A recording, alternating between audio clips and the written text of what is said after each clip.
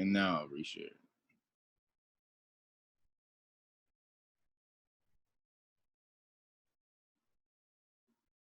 Okay. How do you implement Trek World in with logistic care? Because it's two totally different things going on. Somebody unmuted. They said they'll figure it out. What's going on right now? Somebody had a question? All right, so I'm gonna take you to this route really quick. This is about Ponzi schemes.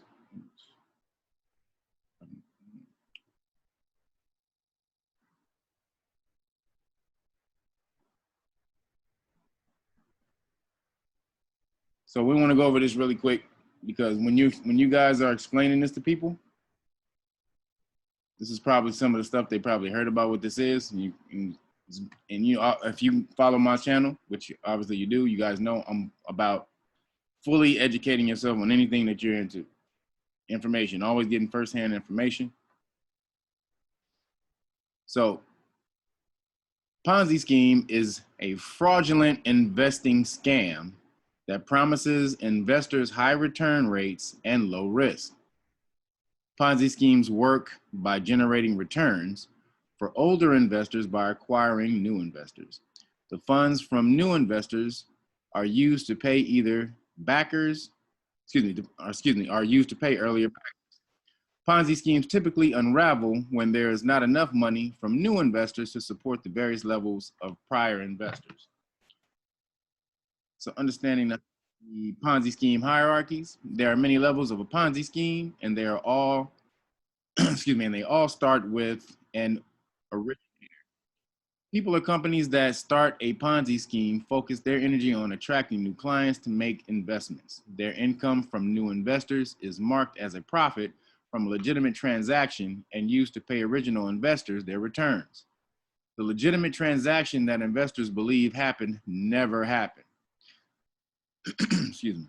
In order for a Ponzi scheme to continue, it relies on a constant flow of new investments. When this cash flow runs out, the scheme typically falls apart. In some cases, such as the famous Madoff case, Ponzi schemes can operate for many years with large sums of money before they bottom out. Hold on. Ponzi schemes versus pyramid schemes. The infographic shows how a Ponzi scheme works, breaking down the various levels of a Ponzi scheme. It is often a pyramid-like structure. Unlike a pyramid scheme, investors in a Ponzi scheme believe they are investing in an actual security and unaware that the new investors are the source of the returns received. In a pyramid scheme, though, operators typically conceal the true nature of the operation. Investors understand that recruiting new investors is part of their responsibility and are a crucial source of profit for existing members. So, Ponzi schemes, it was supposed to be where it started. I forgot. I don't see that part. But Ponzi scheme started basically from this dude named Charles Ponzi. He was trying to scam some people on some stamps. He was trying to get them to invest in stamps where stamp rate was only 5% return. He told them he can get them 50%. So as they was investing, he wasn't getting it. So he was always relying on new investors to pay off the old investors. That's not what this is. You're not investing in anything. Okay, this is gifting. Always remember what this is. This goes back way before any of this ever started. So we're going to jump into that as well. So I want to just get something clear as well about pyramid scheme and the negative connotation on what that means. Because this is not a pyramid scheme, but I want to just make sure, or it's not necessarily what a traditional pyramid scheme is called, but I just want to break down these words, as y'all know I do. So pyramid is the strongest structure that you have in nature. the strongest structure that you have in nature is a pyramid, which is why so many of our different ancient cultures use them. So pyramid is not bad. Pyramid is the strongest structure that you can have. A scheme, what does that mean? Where does that come from? It comes from the word schematic. Just a plan, a drawing, something carved out, written out. So all that means is just a plan that's in the shape of a pyramid. Doesn't mean a scam. The word scam, which really doesn't have an origin, but the closest origin comes from the word scamper, which meant an untrustworthy person. So very important to understand the terminology of these words. So any scheme or schematic, again, the word, you got to look up these words, is just a plan. It's a blueprint. That's all a schematic is. When a construction, when an architect, he writes up something, it's called the schematic of how the building works, how it's built, how it's made, how it's supposed to go, how the system runs. So the SuSu, the original SuSu, was nothing like the new one that we have now.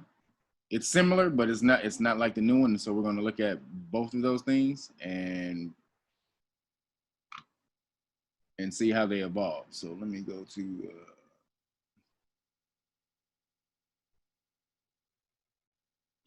so this is a TED Talk on the SuSu, which really breaks this down. So let's watch this.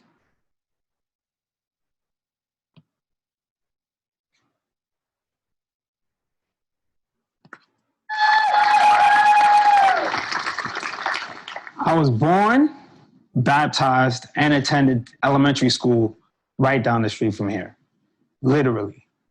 If you exit this building and walk up Nostrand Avenue for about 15 minutes, you'll pass the Church of St. Jerome's and St. Jerome's School. That's me.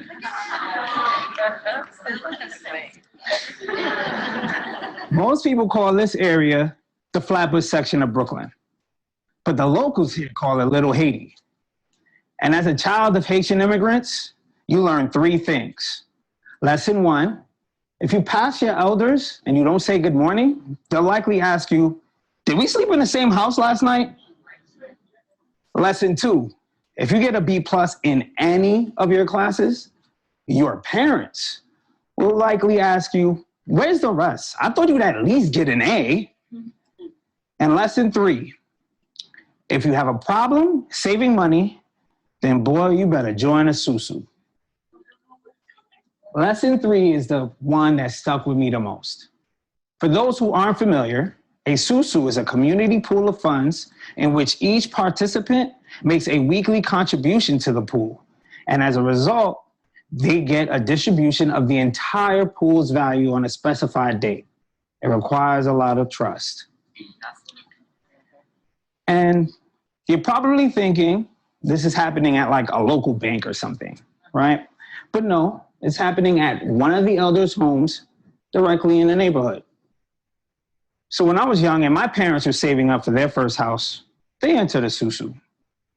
Every week, and I mean every single week, my parents went to the same house to contribute to their SuSu. That time in my life, it really set a huge impression on me. It taught me the value of community economics. It taught me the value of the discipline that's required for saving. But the thing that impressed me the most was when they got that payout. I was like 9, 10 years old, and I had never seen so much money in my life. So as a result, I fell in love with money. My entire teenage life, I saved every dime that I got, from shoveling snow in the winters to my birthdays. And during that time, I felt like a superhero with a big S on my chest. The SuSu man. Lending money to all my friends in the neighborhood. So when it came time to choose a major in college, the only thing that made sense was finance, Because, you know, I learned how to make SuSus and stuff, right? College was great. And as a finance major, you learn how financial institutions interact with each other. You learn how banks lend money to other banks. And more importantly, your professors drill it in your head that Wall Street is completely different than Main Street. Even in my senior year, we learned about corporate and municipal bonds and how corporations and municipalities go to bond investors and ask to borrow money. And they pay them a profit. It's called interest, right? And I thought to myself in class, like, man, I'm a really bad bond investor. I keep lending money to my friends for free. What's my problem, man? What's up? Really quickly, we're not going to talk about that right now today. However, what he just said about the bond industry and the bond game, that's a different level of finance and investing that all of you should know about. It is the game that runs the world. And through this, I will help educate you through it on the bond industry, but it's definitely something that should be on your radar, what he just talked about right there. Bonds run the world. And if you understood how bonds run the world, like I'll give you an example. If melanated people really understood bonds, the difference between a stock and a bond, just give you a quick breakdown. A stock is ownership in something. Whatever you have stock in, that means you have part ownership within that entity, right? A bond, however, is a loan from whoever you get the bond from. So one is credit or equity, the other is debt, right? So how do businesses and governments raise money? They issue bonds, right? So a government like the United States of America called treasury bills or treasury bonds, right? That just incidentally, most of the bonds, or at a great amount, at least $10 trillion of the bonds in the bond market are from the United States Treasury. So on a private scale, a corporation, when they want to raise money, when a corporation wants to raise money, they also issue bonds. So what a bond is, basically, it's a promise to pay later. So you buy a bond, say about at $1,000 on its face, and then it has a maturity date. So say about 10 years. So in 10 years, you get paid, you get paid the $1,000 on the face of the bond. However, there's something, there's also a payout that you get every month, right? Called the credit. So once every single month that, so whatever the interest rate, so whatever the interest rate is on the bond. So say if your bond is at $1,000 and the interest rate is 10%, just for instance. So that means that's $100, right? So that means and the bond pays out twice a year. That means every 6 months you will receive $100 for that bond until the bond matures. And then when the bond matures, you'll get the full $1,000. So you'll be making $200, you know what I'm saying, within that year for the length of the bond.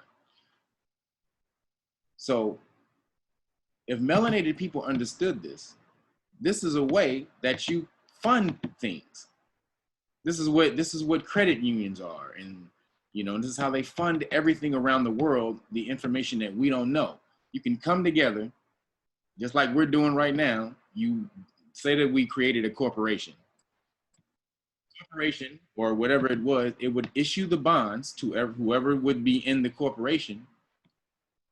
People would buy the bonds to support the corporation, get paid off throughout the year, and eventually, when the bond matures, you get paid off, but then whatever you invested in also built up. This is how they build wealth, generational wealth around the world. This is some shit you have no idea about.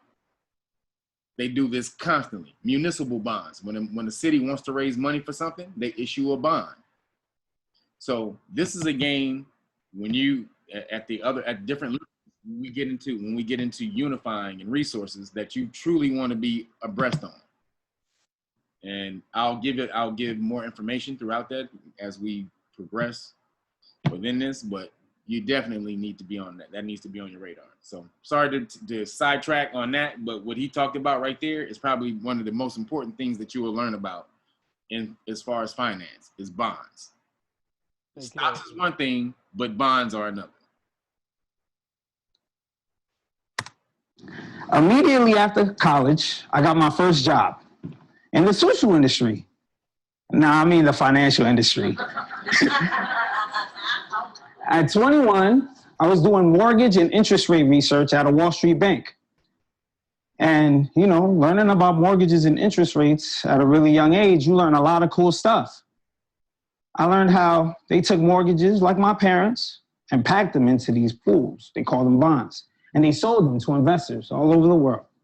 It was like one really big SuSu. I was like, damn, y'all, how you get a SuSu so big? But of course, when you're learning something great, there are parts of it that's not so great. The mortgage process itself is extremely complicated. And most of the people that were signing up for these mortgages, they were just looking to buy their first house. They didn't really understand what it was. I remember this one instance. I was on the phone with a customer and they were telling me, look, man, I was just trying to get this house. I didn't really understand what a mortgage is. Can you explain it to me? And this, mind you, this is a person who bought a house. I had to tell them, a mortgage is a note. Your bank holds on to the deed to your house until you pay off the note. And then after you pay off the note, they give you the deed. And he was like, what? I don't even own my house? I was like, not yet. So that moment and that conversation really told me that I need to use what I've learned and share with others. So because of that, I created a financial literacy platform. I called it Raising Benjamin. The same year I created Raising Benjamin, I started my first year in law school. And one of the first classes you take in law school is contract law. And I'm gonna tell y'all right now, don't take contract law. Contract law is extremely complicated. They have all these rules for what an offer is, and then all these other rules about what constitutes acceptance of the offer. Don't listen to what he said. All of you need to learn contract law. That's everything. Contracting is everything. Y'all follow me on video. Y'all have heard me say don't sign anything without signing your name, all rights reserved, because everything that you sign your name to is a contract. Everything, no matter what it is. If you sign your name, if you put your name, your signature on that piece of paper, it becomes a contract. So whatever you do, always put all rights reserved after it, over it, under it, or before it. And you also need to learn that contract law because it's what runs everything. So he's talking crazy. Don't listen to that. He's saying don't learn because the law is a little intricate and complicated, but you definitely want to learn that. And then they have a bunch of other rules about what to do if somebody fails to perform. I was like, yo, this just sounds like a really complicated way to get a bunch of people who didn't know each other to get into a SuSu. And toward the end of my first year, one of my professors briefly spoke about these things called pooled income trusts, where people actually use these to pay down their income so that they can continue to qualify for Medicare and Medicaid and low-income housing. And when they put their money in the trust, they have the option to withdraw the money for supplemental purchases or for emergencies. And in law school, we have these little microphones. Every student gets one, and you turn it on if you have something to say or if you want to answer a question. So I turned my microphone on and I said, hey, why would you have such a complicated name for something that's just a SuSu? And that moment in class, it hit me. My entire career and my entire education, I was taught that Wall Street is a completely different place than Main Street. But in reality, they're one and the same. Main Street is Wall Street and Wall Street is Main Street. And I'm gonna give y'all an example. If you work at a company in this room, right? Anyone here work at a company, you probably make a contribution on a bi-weekly basis to your 401k, right? And your 401k has a portfolio manager, a 401k portfolio manager, and he takes your money and invest it in companies all over the world, companies that you probably never even heard of before. If you're a civil servant, like a police officer or a teacher or a firefighter, you make biweekly contributions to your pension. And your pension has a pension fund manager. And he also takes that money and invests it in companies all over the world, companies you probably never heard of. See, all these companies, all these places, funded by us in this room. So as I'm in class and I'm having this existential crisis, I start to ask myself really heavy questions. Questions like, if we can afford to fund companies like Facebook and Ford, why is it so difficult for us to fund our own communities? If we're able to fund in so many different places and we're able to raise so much money, why is it so difficult for people who grew up in Flatbush and Bed-Stuy? Why is it so difficult for them to buy homes in the areas that they live in? Why do they have to suffer under the thumb of gentrification? Why is it so difficult, and why do we feel so powerless in fighting to stay? These are some heavy questions, and there's no simple answer to any of them. But there's always two things that stand out to me. One of them is a mindset.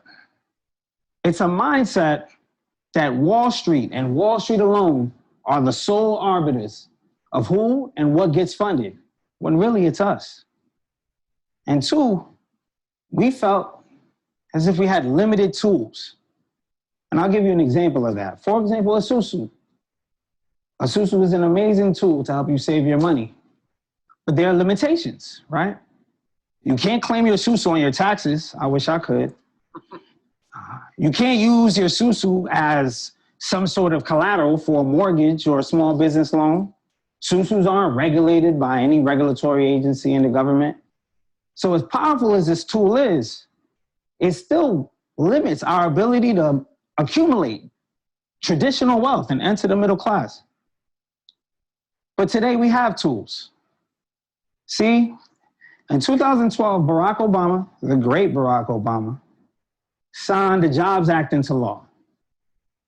And the JOBS Act was a few years after the recession, and one of his goals out of that was to jumpstart America's businesses. And there are certain exceptions, Title I through Title III exceptions, that basically create a few new tools. One of those tools is crowdfunding equity platforms.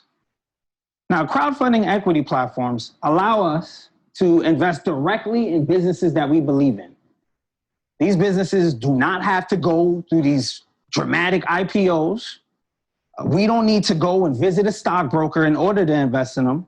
We can literally log on to something they call the funding portal, pick a business that we believe in, or pick a business that's directly in our community and invest in it.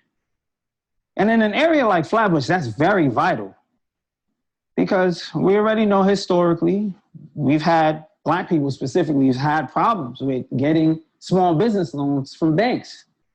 But it's real easy for Black people to get credit cards from banks.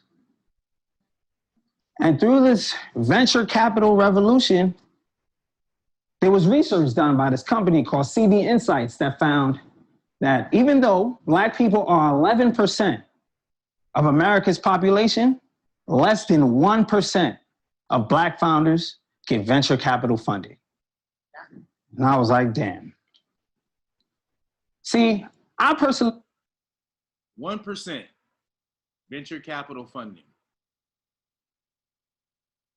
I mean, if I don't understand, I don't know if you guys understand what that means. That means we're not doing anything unless we help ourselves. 1%. That means 99% of funding go to people who are not melanated or on our side of the melanation. So you have to help yourself. If you don't, you will always be in the quicksand forever and ever. And those stats that loom around about you know, how melanated people don't have this, and, you know, Caucasian people have this amount of wealth, and all of those things would be true if we don't rely on each other, as is the case now. But there has been a better way shown in the past that we have forgotten, and that's coming back. And so my man is breaking up. You know, a friend of mine who used the crowdfunding. See, I personally know a friend of mine who used the crowdfunding equity platform. He created this app called App. And basically, his goal, he had one job and one job only. He said, I'm going to get everybody one free appetizer at any restaurant every single day. So he logged on to a crowdfunding equity platform called WeFunder, and he raised over $200,000 to see his dream come true. I was like, damn, bro, I never would have thought you could raise $200,000. That's incredible. So we have a second tool, and it's called real estate equity crowdfunds. And real estate equity crowdfunds allow us to invest directly into real estate without having to use traditional financial means. Usually, you have to invest through this thing they call a REIT that you have to buy on the open market. And a REIT is a real estate investment trust. But with a real estate equity crowdfund, you can log on to a website and invest directly through there. Now, I'll give you an example of how it works. Let's say everybody in this room had picked me because I had gotten SEC approval to create a real estate equity crowdfund. Everyone in this room could put money into the crowdfund and have equity. And I can take this money and buy empty plots of land directly in your neighborhood. I can buy empty pieces of property that have been laying there forever. Nobody bought it. And then I can reconvert these homes into affordable housing for the people who live there. And in an area like Flatbush that's dealing with gentrification, buying the available properties would be very powerful for us. We could really find a way to reclaim our neighborhoods. My parents and their generation had their SuSu. It gave them the ability to buy their first home and entry into the middle class. Personally, it's what put me on the stage before you today. And when I was 9, it gave me my own driveway so I could play basketball in it. Because my landlord at our last spot was real tired of me doing that. My generation, we have our own SuSu. And I pray that it does so much more. Thank you.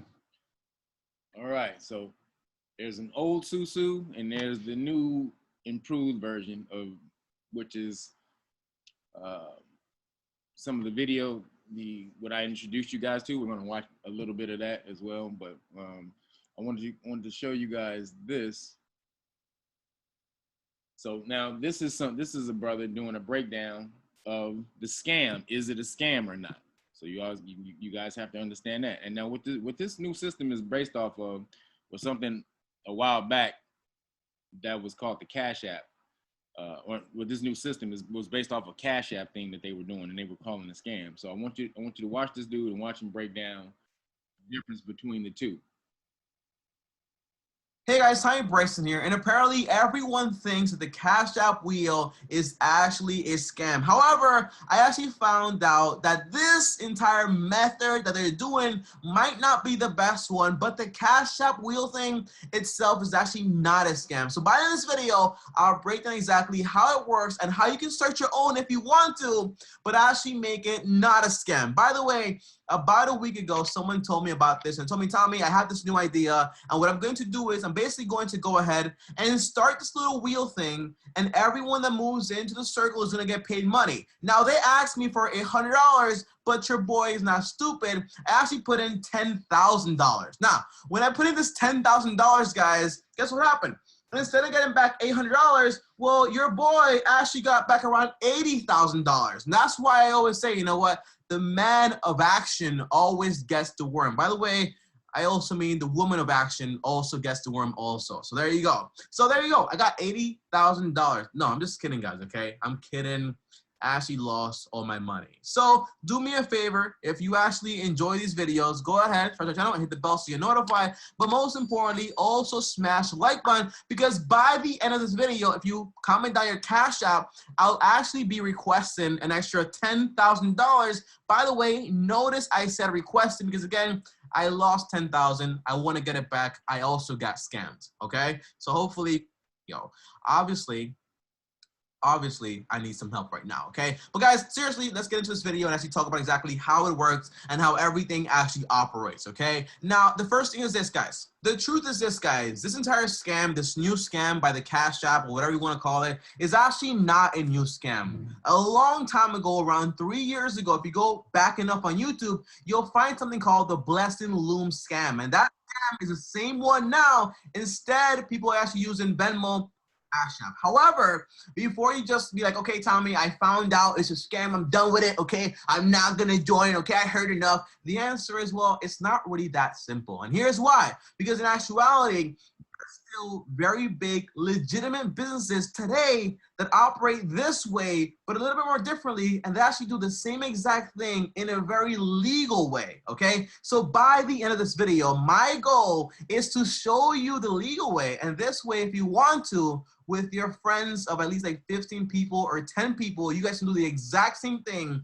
actually make some money between each other without having to scam each other. That's the goal here. So stick around to the video to find out exactly how that works. But before we get into that, guys, let's talk about exactly how this do it, okay? Now, the very first thing is this, guys. The idea is very simple, and I went ahead and I killed some trees to actually do this, which I'm not a fan of, but I actually have printed paper to show you everything here. So as you guys can see right here, I studied this over and over and over again to make sure I understood it perfectly. And by now, if I want to scam every single one of you at home, and I can grab my $10 back and make it back, but I'm not gonna do that because I don't want to scam anyone. Or at least I won't say it on YouTube because I don't want to go to jail again. However, guys, okay? The entire idea is very simple, okay? As you guys can see right here, you have the purple, you also have the pink, then you have the green, and then you have the blue. However, what they usually don't tell you is that whenever this does actually start up, usually the green, the pink, and the purple are already there. So in actuality, the only thing that's going on is basically, by the way, scammers are getting so smart because it's actually very sophisticated. So much so that I can barely spell the word sophisticated, okay? However, the purple is the person receiving the gift, okay? The pink people on each side are actually called the leaders, okay? On top of that, you have the green people on each side, 4 of them, that are actually called the marketers. These are people in charge of actually getting people on the blue, actually called these entire spaces. Now, the idea is that the blue people are actually called the gift givers. So whenever you join and you buy a blue spot, you're called a gift giver. Now, it's very simple to understand once you break it down this way, okay? But instead of trying to break it down like this, I actually want to react to a video I found online that breaks it down a lot more better than anyone out there can possibly do it, okay? Now guys, here's the video I wanted to show you, and let's get into it right now, okay? So someone has invited you to gift $100 in effort to turn it into $800, and you say, how does that work? Okay, by the way, if you guys notice, the same scam that's going on today, this video is actually from around 3 years ago. So the entire turning $100 into $800, so you get 8 times your money without putting more money in, has actually been going on for around 3 years or so. So it's not like a brand new idea, it's been going on for a very long time. But here's how it works, okay? They send you a link to a WhatsApp chat, and in that chat, you see a picture of a Loom, and they say, here's Sue, and here is her PayPal account. Pay one. Okay, so right off the bat, guys, right? She's talking about basically here about PayPal and WhatsApp. It's not working like that anymore, right? Now it's more digital, it's more simple, and it's actually more advanced. And that's why I say scammers are getting more sophisticated. And here's the thing, guys. Right now, they're using the Cash App and Venmo because they know for a fact that with PayPal, people can actually claim and get their money back. However, with Cash App and Venmo, these people have strict rules saying like, hey, don't send money to anyone you don't know because we won't get you that money back, okay? So be very careful who you send money to. And that's why they're using platforms today. Let's keep going. $100 to it, and you can get a blue space. you do it. You have a blue space. Now you and everyone else in this Loom is working to invite people to fill the other blue spaces. Everyone on a blue space pays one. So basically right now, guys, okay, the idea is in total, right? The idea is what you basically want is to have everyone on the entire chart work towards actually getting these blue spaces filled, right? So that's why when you first start off, these spaces, the green ones, the pink ones, and the purple ones, that's why I said they already exist. So now the job of these people, usually the green people, because these two right here, the leaders, the pink ones and the purple one is just getting the money. So you're like waiting there, hey, where's my money? So whenever you actually buy into this, you actually put in $100, in reality, all you're really doing is buying a $100 spot. Now, Tommy, how exactly does it work once Ryan leaves? Well, here's where it gets complicated, okay? $100 to the person on the center space. So little by little, the Loom fills up, and now the Loom will split into two. Everyone will move one space closer to the center. The people who are on pink separate into two separate looms where they are each on the center, and they take everyone on their side with them. So Joe becomes... And really quickly, what they're explaining, the other video that you've already seen, it's the same thing. They're using the Lotus, but we're going to break it down and show you the difference. But he's going to show you something at the end of this video.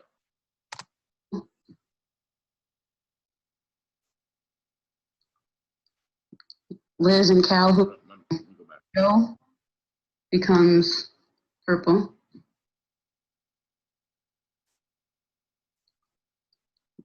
Liz and Cal, who are on green, become Joe's pinks. Mm-hmm. And everyone who was on Joe's side, who was on blue, now becomes green. Okay, so if you didn't get that, guys, okay, here's... Your business idea needs a website? So go to Wix.com. What are you waiting for? Today's the day. Are you kidding me?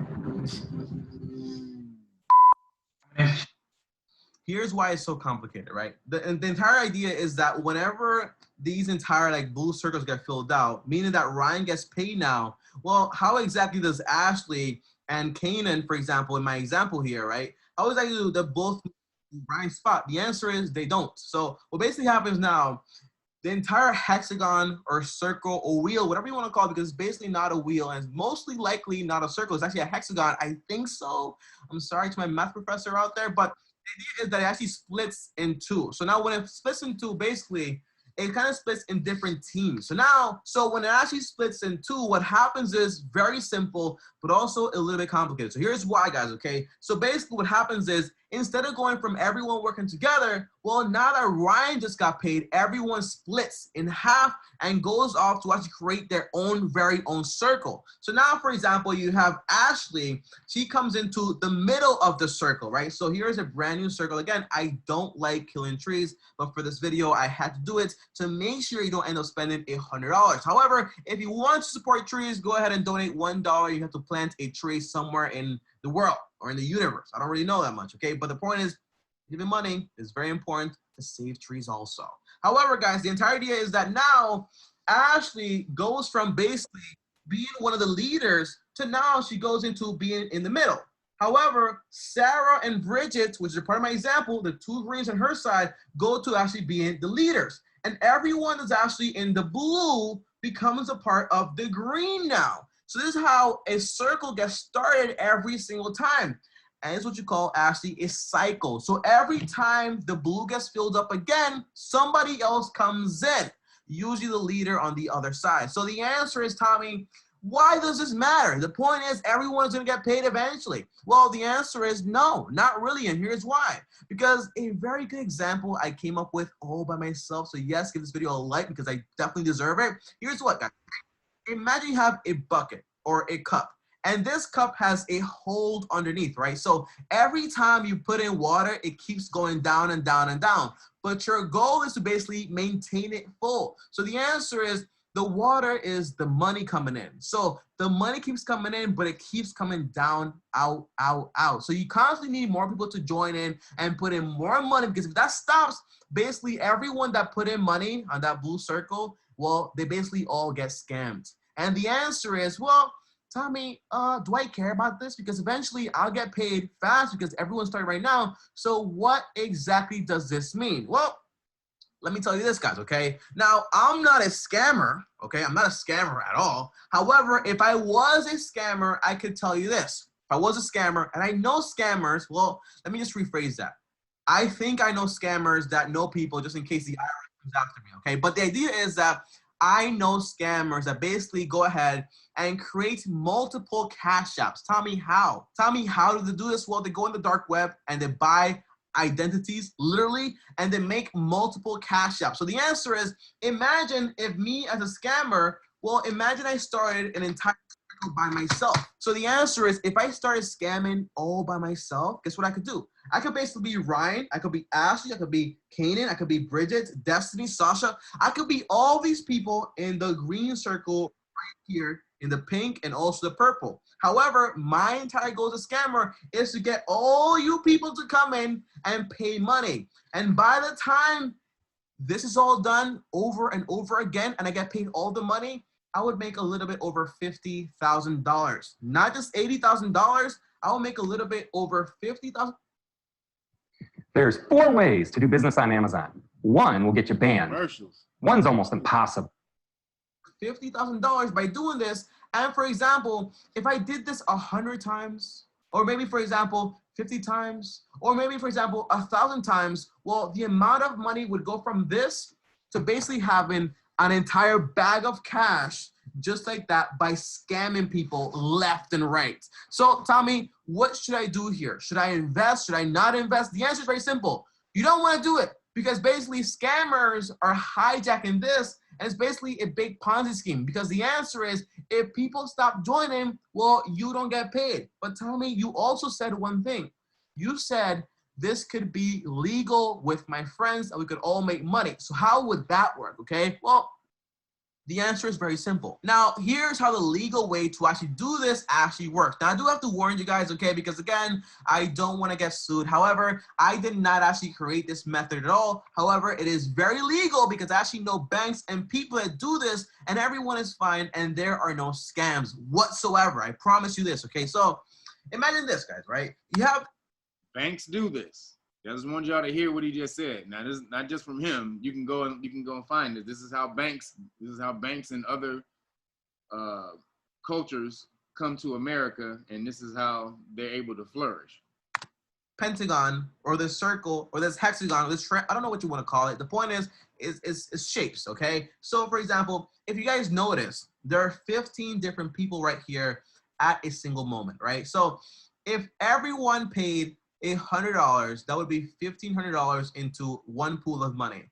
If I was here in the middle and I got paid $1,500, well, I got that money. Now, the difference is with the legal one is that you don't actually leave. All you have to do is basically come right back to the blue circle and keep paying $100 per month. And everyone in the circle is required to pay $100 per month, whether you're in the middle or not in the middle. Now tell me, why would he do this? Well, the answer is that this is not actually a Ponzi scheme like the other one. It's actually giving someone a loan, a small loan that can pay over time without actually paying interest. It's the best way to do it. Not a loan, it's a gift. He doesn't understand legal terminology.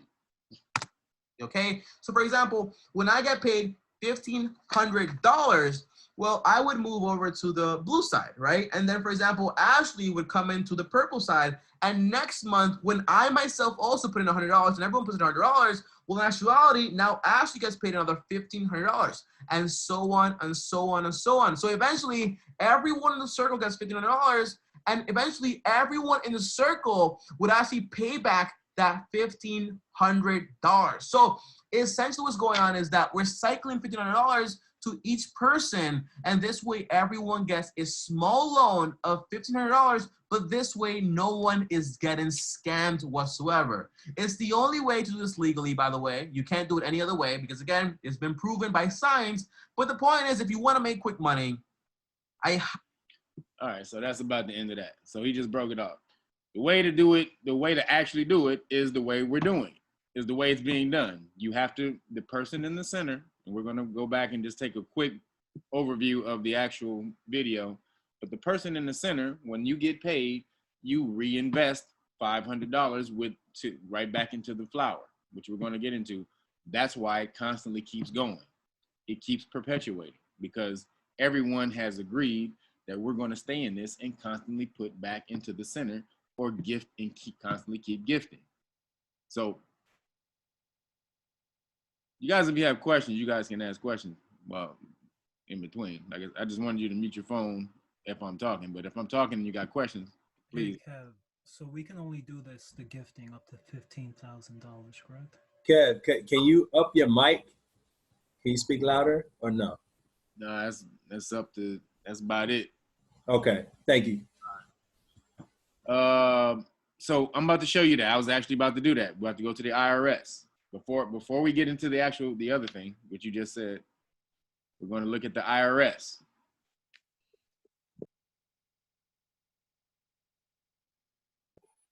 Okay, I got a question. Uh-huh. So the other dude from Brooklyn, right, from Flatbush, whatever, he was saying how he mentioned something like you have to trust people, right? You obviously have to trust people to be in the circle and stay in the circle to keep it perpetuating, right? Could you actually set this up as a trust to keep people by the rules contractually? You know what I mean? We would all be, the circle would be the grantors, and, you know, we'll figure out the trustee part and everyone would be a beneficiary. Like the one person would be a gifted beneficiary at the end. I don't think you do it like that because the flowers break off pretty quickly. Like you get paid, you pay in and you get paid back pretty fast. So, you know, that's why, you know, this thing has to, and we were going to get into what's required, you know, eventually at the end of, once we finish the videos. But yes, your trustworthiness and integrity is number one. Yeah, that's what made me think of putting it in a trust so that you're contractually obligated by your laws or your rules or whatever to stay in the circle and not just take your money and run. You know what I mean? Yeah, I agree. And I'm a contract person, but within this type of system, that's not what this is. This because it can't work that way. All right, that's what I want to know. And Kev, that's what you were talking about when you were talking about people with the right, correct mindset. Yes, as far as being in it for real. For real? Absolutely. Gotcha. So really quick, let's break down the IRS, why you can do this and why it's legal. So this is on gifting, right? So what is considered a gift? Any transfer from an individual, either directly or indirectly, where full consideration measured in money or money's worth is not received in turn. All right, so when you give somebody something and they don't give you nothing back, that's a gift. All right. Oh, let me just actually start right at the top. I should have started here. So who pays the gift tax? The donor is generally responsible for paying the gift tax. Under special arrangements, the donor, the donee, may agree to pay the tax instead. Please visit your tax. All right, so basically, whoever giving the money, if I give you money, then I'm supposed to pay the tax on it. Unless we come to an agreement that whoever I just gave the money to, you're gonna pay it. So give me an example. Anybody watch The Price is Right? I know it's old school shit. Yeah.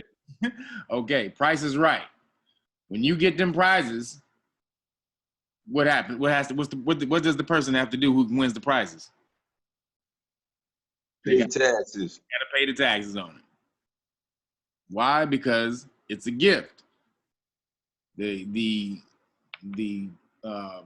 company or production company or whoever it is, they're gifting you those items.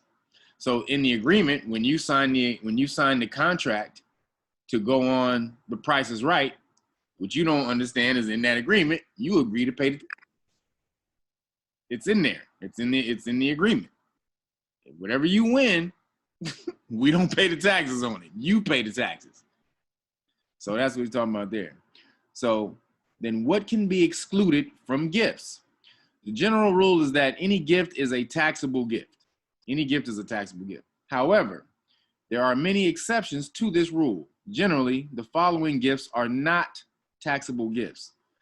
Gifts that are not more than the annual exclusion for the calendar year, tuition or medical expenses you pay for someone, the educational and medical exclusions, gifts to your spouse, and gifts to political organizations.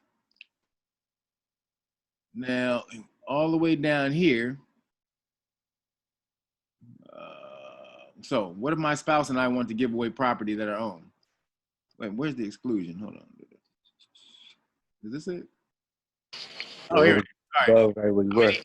Here it is. How many annual exclusions are available? The annual exclusion applies to gifts to each donee. In other words, if you give your children $11,000 in 2002 to 2005, $12,000, 2006, 2008, $13,000. So let's go all the way down here. For 2018, 2019, and 2020, the annual exclusion is $15,000, which means you can receive up to $15,000 from any person individually, from one person. So that means constantly. You can just constantly bam, bam, bam, bam, bam. you can constantly keep getting 15 from so someone. What you're saying is it's going to be multiple people that you're going to be gifted from. Okay. Yes. So each one will only be giving you $500 at a time. So that can, you see what I mean? So that can, for it to reach taxable zone, each one of those people would have to give you 15,000, or it would have to accumulate to 15 grand a piece, or one person. And then that one person period couldn't give you any money no more. Then you would have to probably move to another flower or something. So I do want to go over that flower, the breakdown of the flower system one more time so that we all have an understanding before we get into what we're going to do here.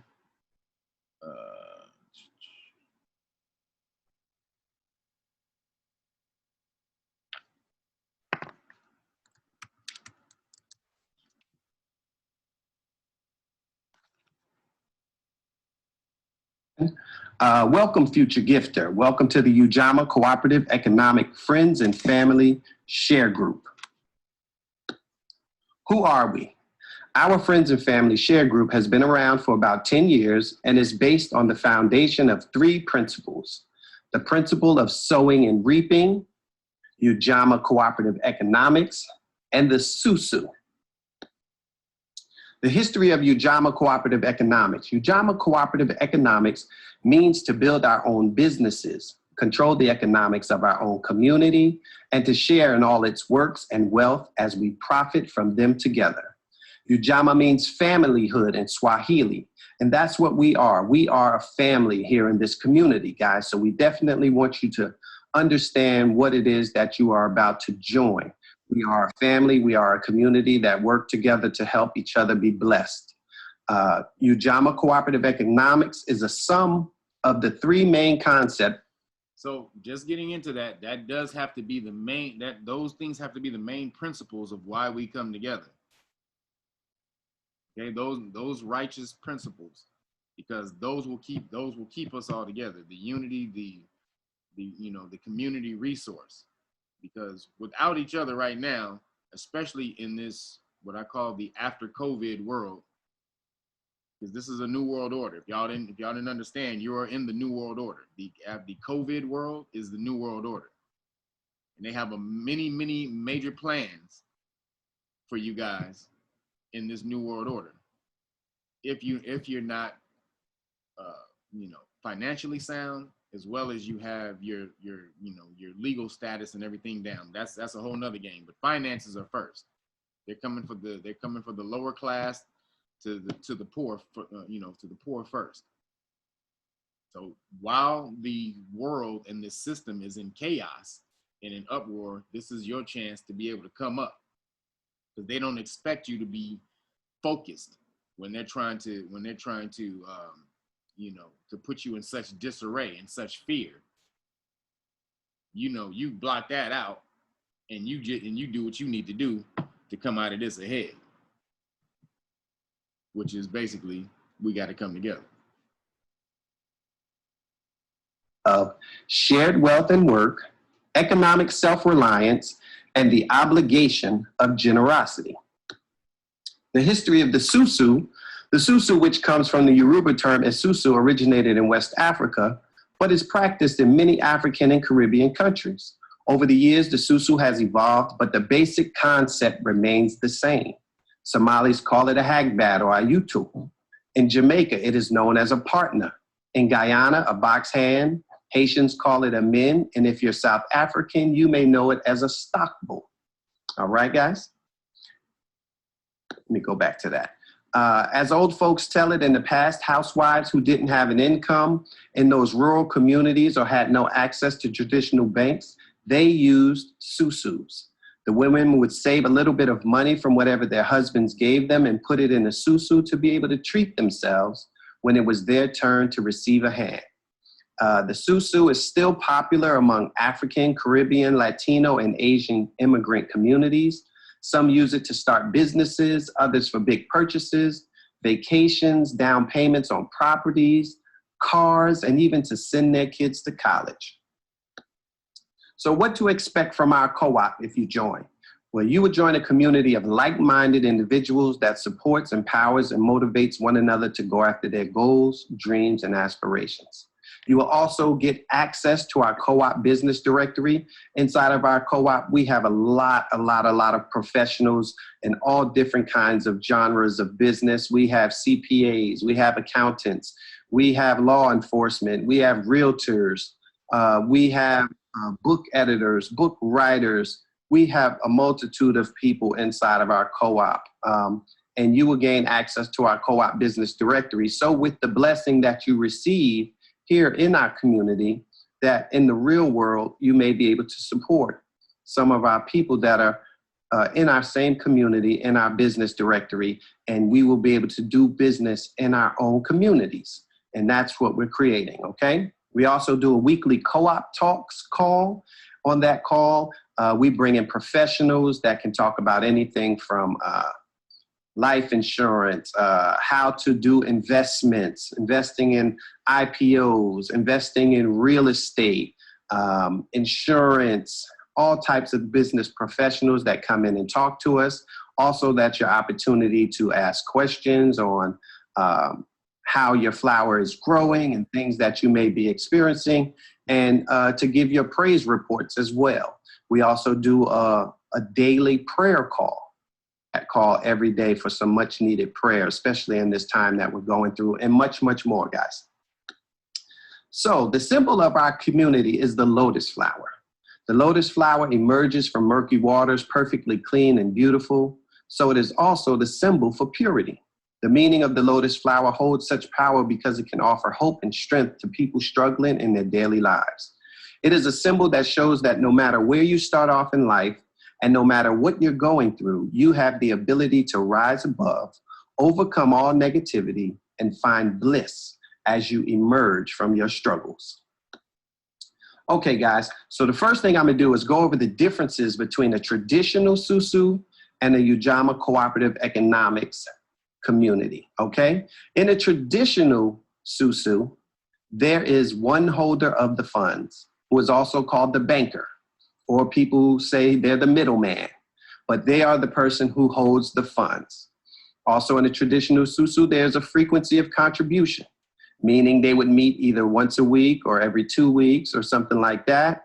And then the length of contribution, it would depend on how many individuals were actually in the SuSu. And it would be a length of contribution until everyone in the SuSu received a hand.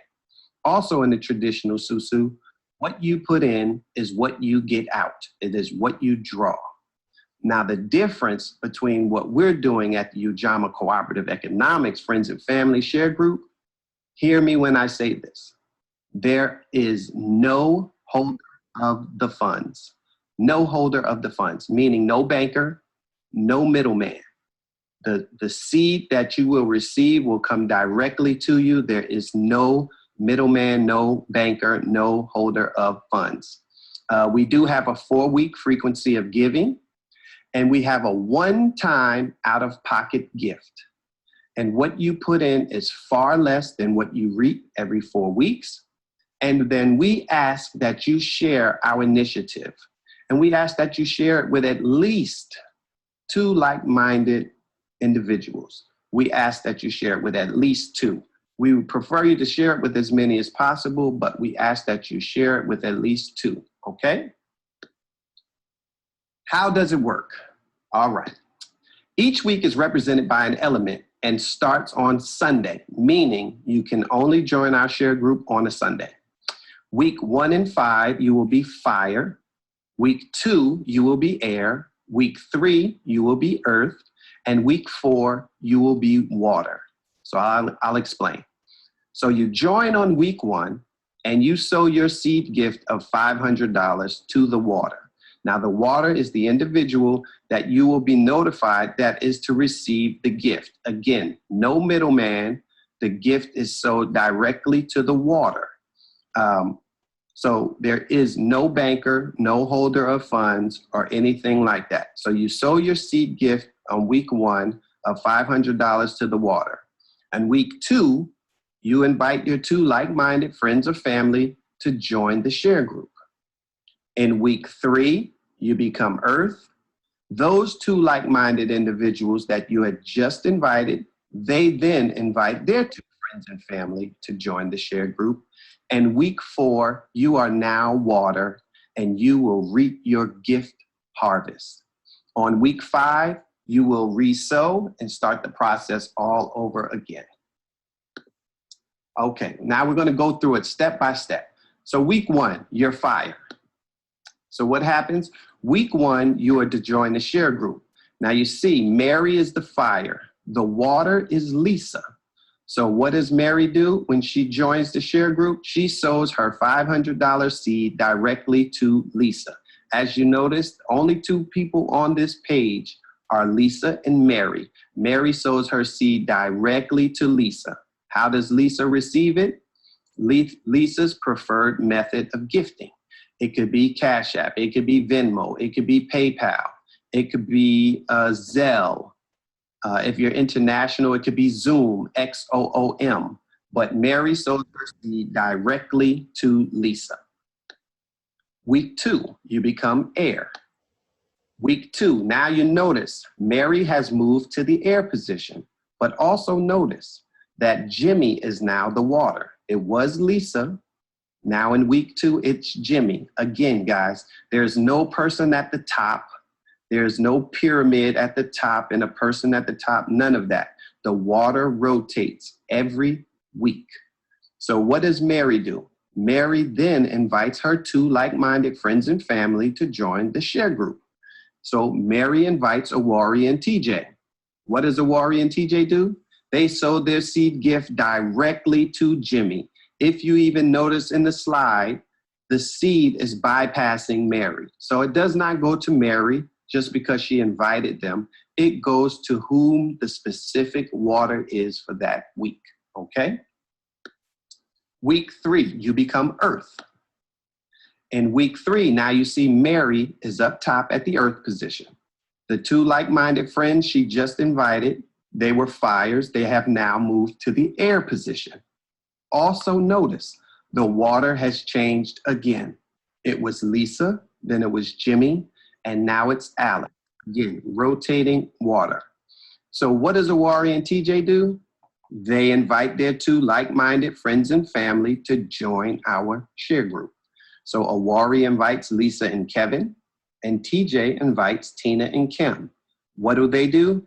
They sow their $500 seed directly to the water, directly to Alice. So their seeds bypassed Awari and TJ, go straight to the water. No middleman, no banker. Week 4, the water week. Mary has now become water. You see Mary is in the center as water, and Awari and TJ, whom she invited her second week, they have now moved to the earth position. Lisa, Kevin, Kim, and Tina have now all moved to the air position. And what do? They each invite their 2 like-minded friends and family to join our share group. So Lisa invited Nick and Gina. Kevin invited Grant and Tim. Kim invites Carissa and Angela. And Tina invites Lucy and Larry. And what do? They each, all 8 of them, sow their $500 seed gift directly to the water, directly to Mary. And Mary thus receives 8 $500 seed gifts in week 4 for a total of a $4,000 harvest. All right, guys? So what happens in week 5, you will re-enter your original position, meaning you will go back to your fire position. You will re-gift $500 of the $4,000 that you just received, and you will gift the person who is water. And that is, Mary will re-gift Lisa, because you just go back to the beginning and you start all over again when you are re-gifting. The only thing that's different is when you re-gift, you do not have to invite 2 more individuals to the initiative. You have done what you were supposed to do. You do not have to invite 2 more people. Now all you do is re-gift, and you sit and wait another 4 weeks, and you will receive your $4,000 harvest again, guys. It is just that simple. All right, so let's look at it. So here in the center, you see there's Mary. So Mary was gifted by Nick, Gina, Grant, Tim, Carissa, Angela, Lucy, and Larry, right? So now going into week 5, you see Mary goes back to the start position, if you follow that dotted line to the upper left, and Mary is back out on the outside as far as the fire spot is concerned. You see that the water is Lisa, okay? So that's all you're doing in week 5. Once you're watered, when you get watered in week 4, in week 5, you go back to the start position. Now, people always ask, well, if there's only one water, how does Awari and TJ become water? So if you look to the right, you'll see Awari starts her own flower, and she is now in the center as water in week 5. Now also notice that Lisa and Kevin. Is there anyone who's not understanding this? It's self-explanatory. I know it pretty much is, but I'm just, some people may be confused. It's all predicated on everyone regifting, right? To keep continuing the water flow. Well, it is. I'm going to get into that right after he breaks this down, though. I will talk about how it all flows in a second. Yeah, I got a quick question. Are we going to be assigned groups? Well, we're going to get into all that after he finishes explaining. Becomes the Earths for Awari. And then Nick, Gina, Grant, and Tim, the fires, become the heirs for Awari. So the same thing happens for TJ at the bottom of Mary's flower. He branches off into his own flower. Tina and Kim come along in his flower. And Larry, Lucy, Angela, and Carissa also come over as heirs to their flowers. Now, what happens next?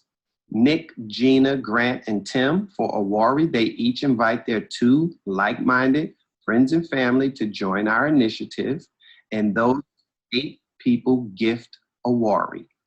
TJ's friends on this one, Larry, Lucy, Angela, and Carissa, they invite their 2 like-minded friends and family, and those 8 gift TJ. So that is how the split happens, and it's continuous. It always happens in your 5th week, the split takes place. Okay. So it's not in the 5th week, it's actually in the 4th week or right after the 3rd week. So we kind of misspoke right there. because when you're here in the earth position, that's week 3. So week 1, week 2, week 3. After week 3, you break off and you start your own flower. All right. So it's after week 3. So right at the beginning of week 4, or at the beginning of week 4, when you become the water, that's when you become the center of that flower. And then that's when it's your own flower.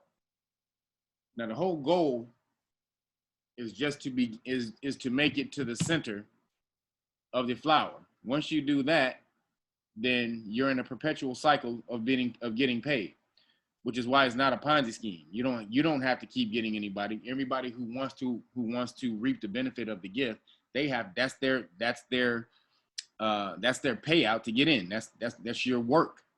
You don't get something for anything. I know most people think, well, I'm giving $500. No, that's not everybody. We can get $500 from anybody. It's what are you willing to do to get in there? And you have to work. You have to spread this gift to someone else. You have to go out. You have to talk to people. You have to keep it. You have to, expand the energy. And that's only really for you, because once you get 2 people, you don't have to do anything anymore. It's for everybody who wants to reap the benefit of the gift. Their work is to get 2 people. Now, usually in the normal one, like I said, the hardest thing about these is usually finding people who are willing to join and do that. But as the Reelnagas, we had a community already. I already had, people willing to do this. Now, I will say I didn't expect as many people as we got. I thought maybe 20 at the most, but there are, they're not even all in here. There are like over 100 people who contacted. So, which means we're going to have to really, this is something that I don't think anybody's ever came in with that many people ready to hit the ground running and create flowers. So what that means is, first off, everyone who hit me up first, it's going to go by, who hit me up first, first come, first serve, meaning whoever sent me an email first. That's how we're going to break it down. And as for your question, are we going to be assigned? So the whole thing is you want to try and get your 2 people.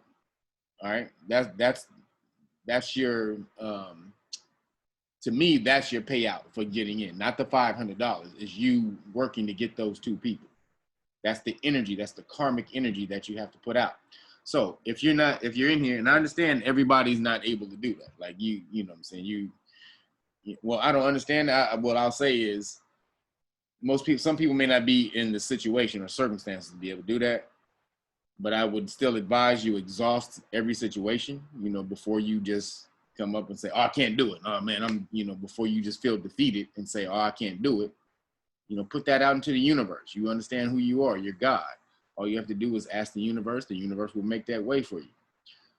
Now, having said that, this is what this community is for. So if we don't have, if someone can't, just for whatever reason, and I don't usually deal with the, do or do, my motto, do or do not. There is no try. However, if your leg is broken or whatever happened that you possibly cannot get those 2, this is what this community is for, to help bring people in and get them into a flow of a flower.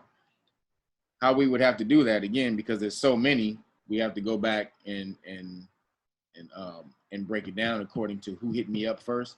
But it's also going to be according to, because a lot of you hit me up and you already had people willing to come in, right? You're already ready to bring people with you. So with that, you already have done the requisite, karmic work to bring somebody in. So the people who hit me up first, those will get first priority, as well as people who are bringing someone in. You will get placed in the flower. You will get placed in the flower first. And then if you have 2 people, you can just basically, for the people who don't have 2 people, you can slide your 2 people off to them. Because you'll already be within the flower. You'll already be in the middle of it. So that's how we're going to have to work it out. That's how we're going to have to map it out. what I'm going to need from everybody,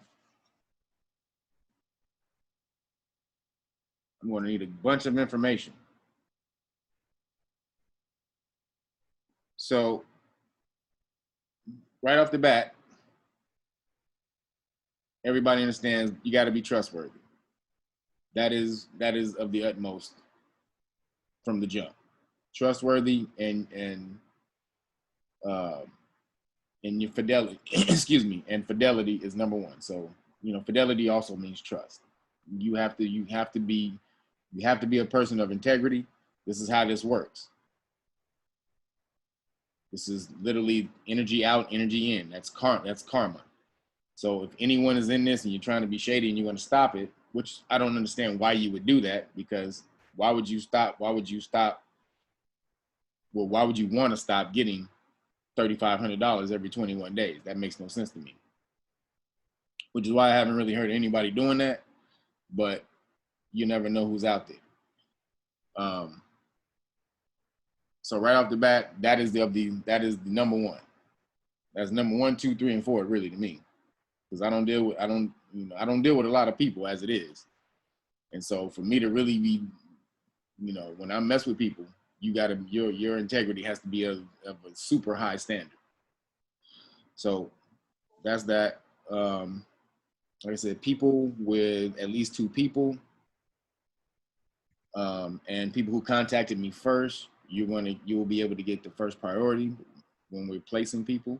We want to try to, so how it has to happen is everyone can't get placed in it. We can't start all flowers at one time because you have to stagger in. So some people will have to wait. Yeah, some people will have to wait to come in because the system doesn't work otherwise if everyone starts at the same time. So that's why we have to choose priority of who hit me up first, and as well as who's already bringing 2 people. If you bring 2 people, you'll be able to move into the flower first, and then just slide your other 2, just slide your, you know, the 2 that you have to a person who doesn't have 2.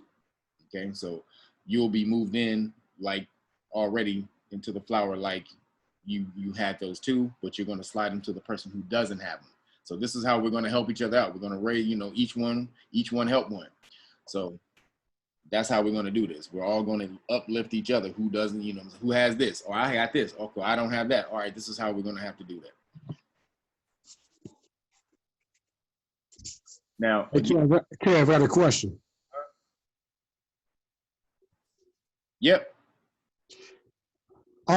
What if, like, if you have 2 people coming in and everything, but you know they want to come in, but they seem to back out.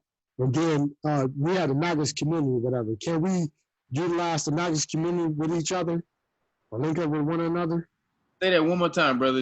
And say it a little bit lower though, because I think you're speaking loud and it's messing up my speaker.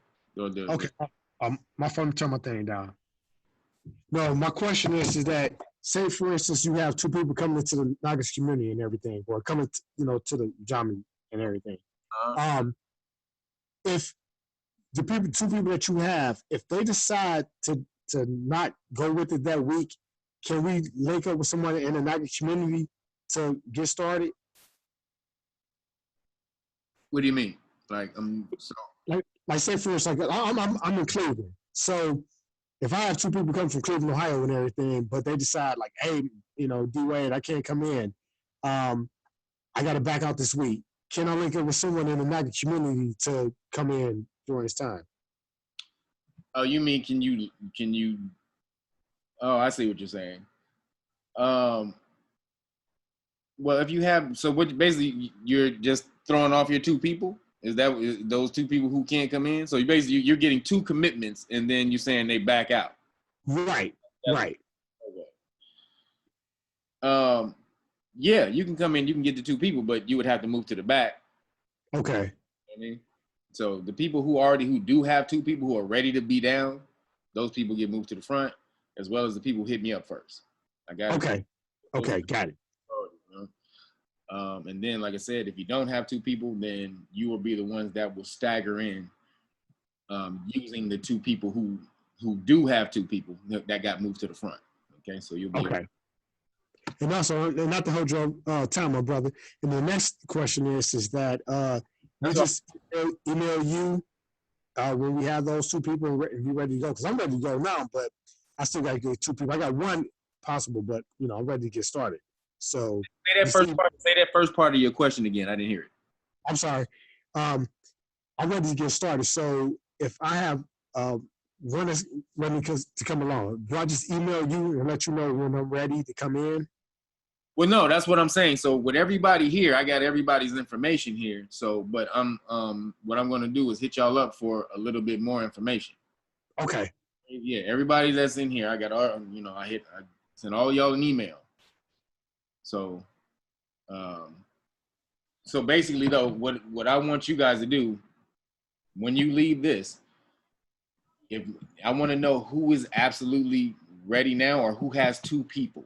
That's what I want. I want to know who has 2 people, because I have your emails. I know who hit me up first, but right now I need to know who has 2 people ready to come in, and then we'll start to prioritize once I know who has 2 people. Because everybody was saying in the email that I might have 2 people. I've been talking to somebody, they were interested, so that none of that was actually certified. So I want to know who actually does have people ready to go. Okay. And then Kev, do you want us to email you? Absolutely. Yeah. Everybody who does have the 2 people, make sure you email me and this is your email you're going to use from now on. Everybody who emails me about Reelnagas SuSu at gmail.com.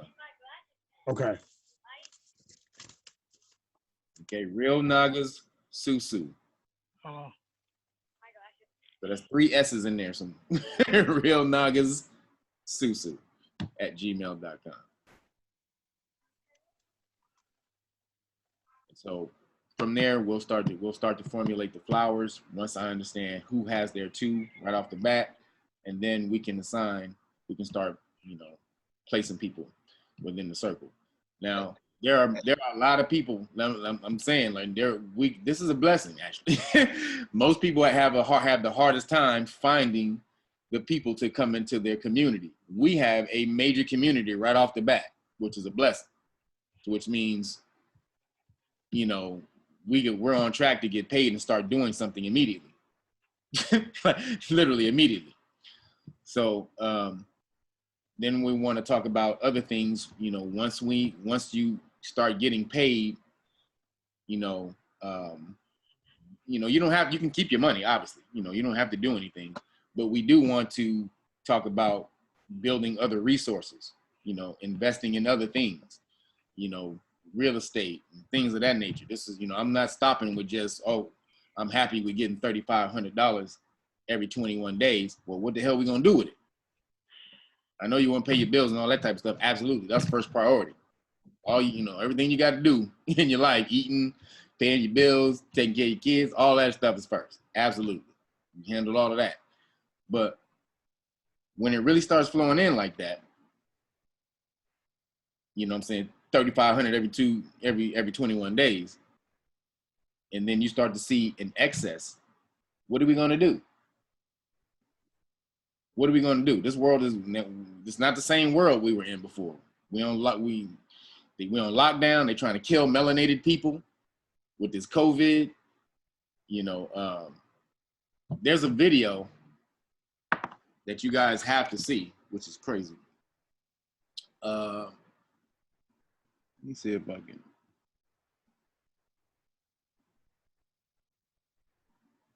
Let me show you this video. You guys have to go watch this video right here. This is called Perspectives on the Pandemic, the Undercover Epicenter Nurse. You have to go watch this. This is not even I might watch it. This lady worked in the New York hospital where they were saying it's the epicenter of the epicenter, where all the people were dying in the hospital. They were just dying left and right, all them thousands of people.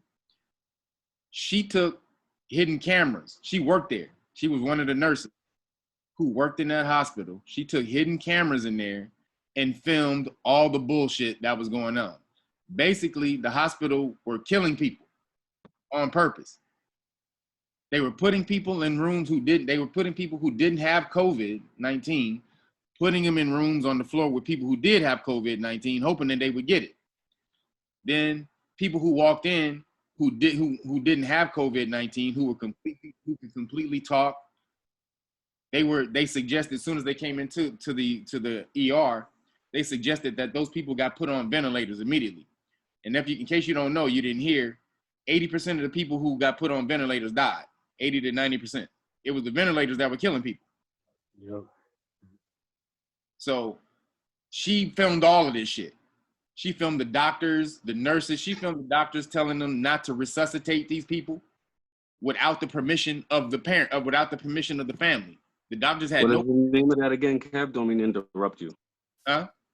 What's the name of the YouTube thing again? Right, Perspectives. Oh, have a good one. Hey, let me put it in the link. Yeah, I forgot. I can do that. Put it in the. You gotta check this in there. Yeah, put it in the chat.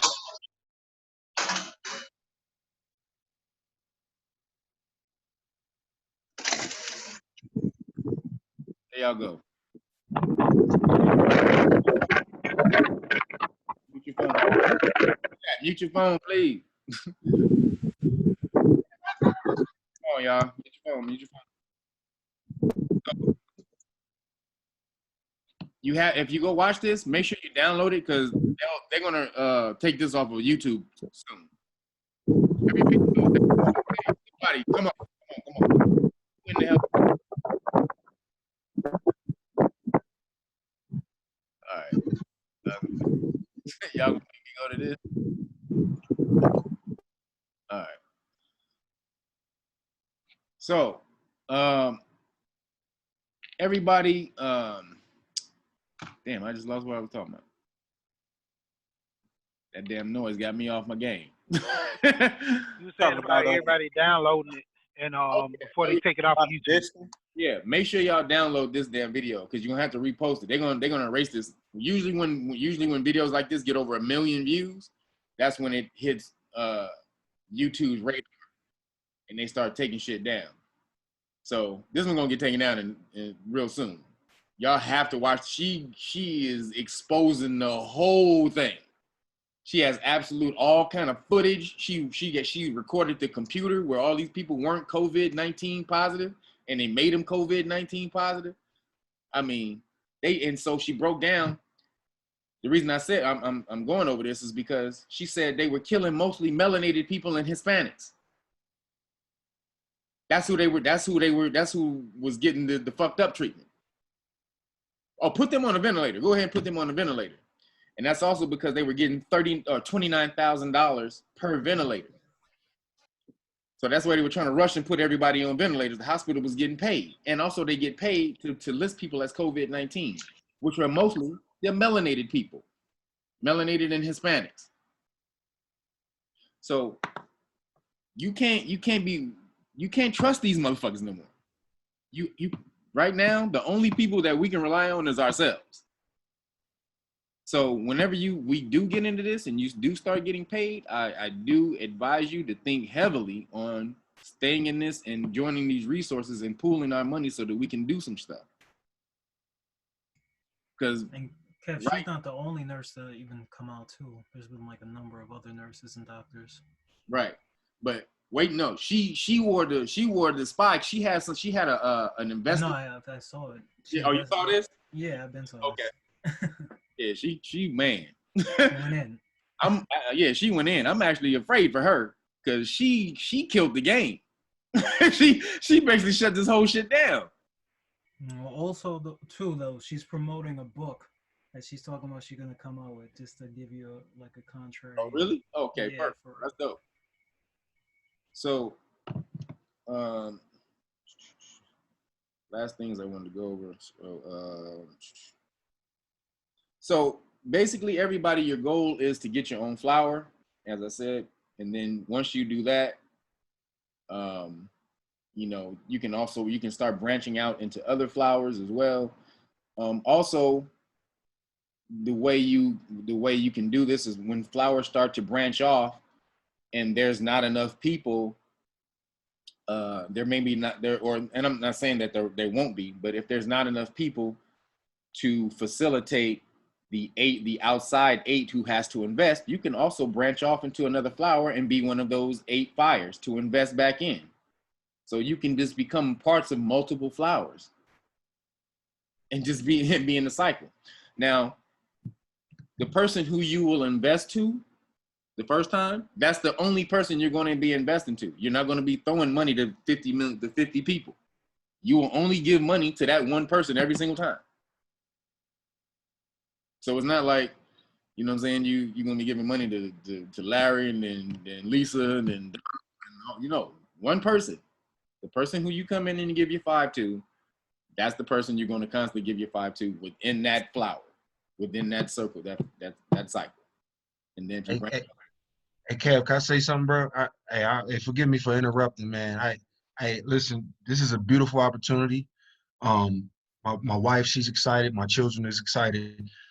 Real quick, like I'm looking at a 6-week situation, and that 6-week situation is allowing me to build myself up in this knowledge, as far as the gift giving, as well as so many other things that you've talked about on your YouTube page.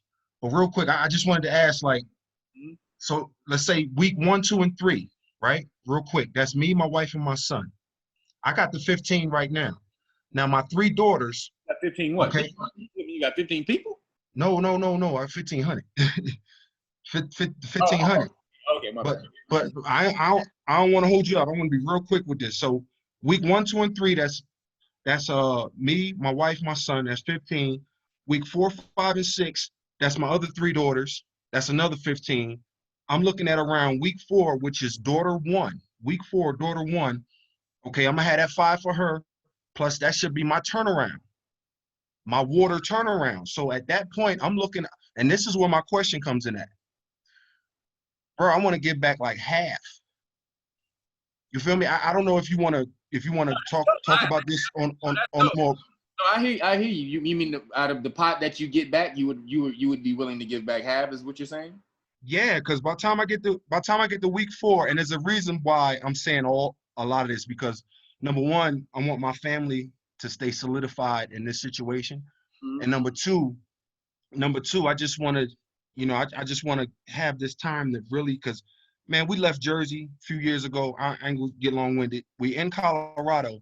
And let me tell you something, bro. I'm catching hell with these white folks, man. Sure, I don't know whether they know a nigga by himself with his family on a house on a hill, surrounded by these people. But this is my concern. Like, once I get all 6 members of my family in, and I'm not trying to make excuses for growth, because I know it's supposed to be 2 people per flower.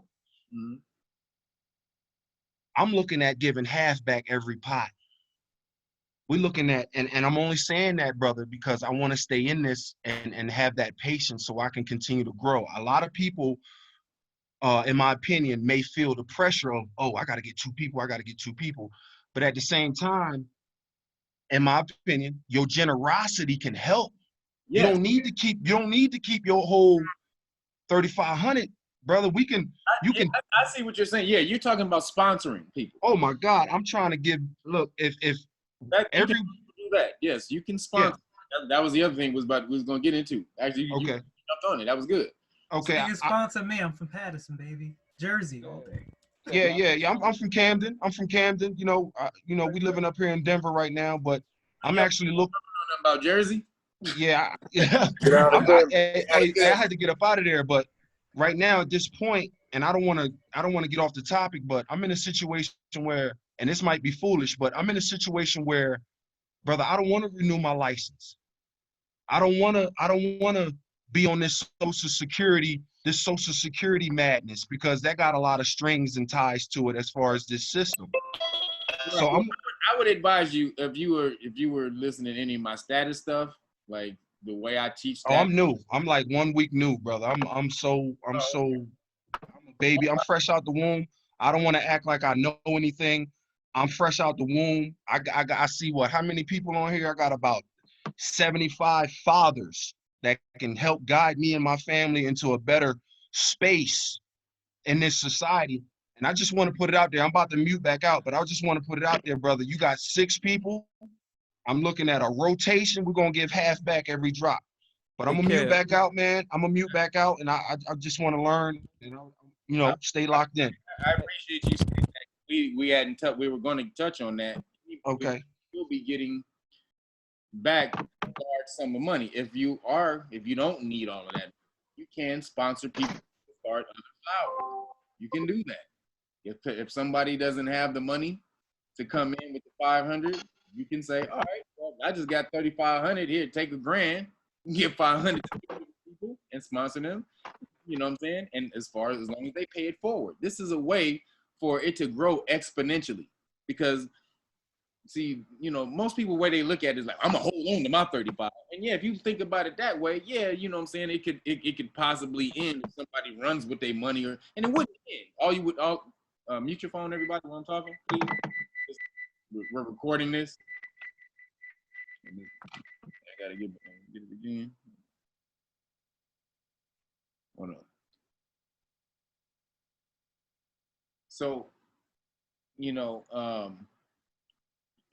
way it can grow exponentially, because most people, they get in this and they may want to hoard and hold on, and if somebody drops out and they do take off, the best thing about this is that it won't stop anything. All that means is that whatever money they dropped out, it'll only drop, the cycle will only drop that amount for that cycle, whoever dropped out, and then pay it back in. You can put somebody back in the next cycle and it'll pick back up to the same amount. So as long as, as long as everybody is, it's flowing, it has no chance of stopping unless, people just get stupid and be like, oh, I'm tired of money. That trust thing is key. And I don't, like I said, I would like to talk to you more on the private level, because if you can deal with me directly, brother, that way,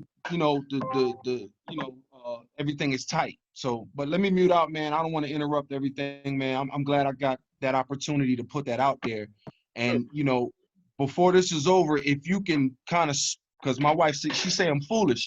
She say I'm foolish. Like, could you speak on what if the majority of our people decided to let go of these fraudulent identifications, right? All these licenses. And some of us know what's up with the license. How is, you know what I'm saying? Some of us know what's up with.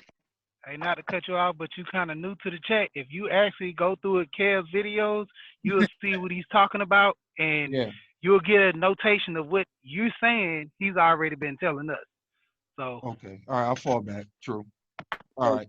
No, I appreciate your passion, though, man. We hear you, but we trying to move with the process. But if you learning right now too, you can learn more when you look at the old videos. I was myself was eager like this. I had to get caught up, but I hear you, bro. I hate the system. I hate it. I don't want no parts of it. But okay, peace, brothers. I'm gonna finish listening.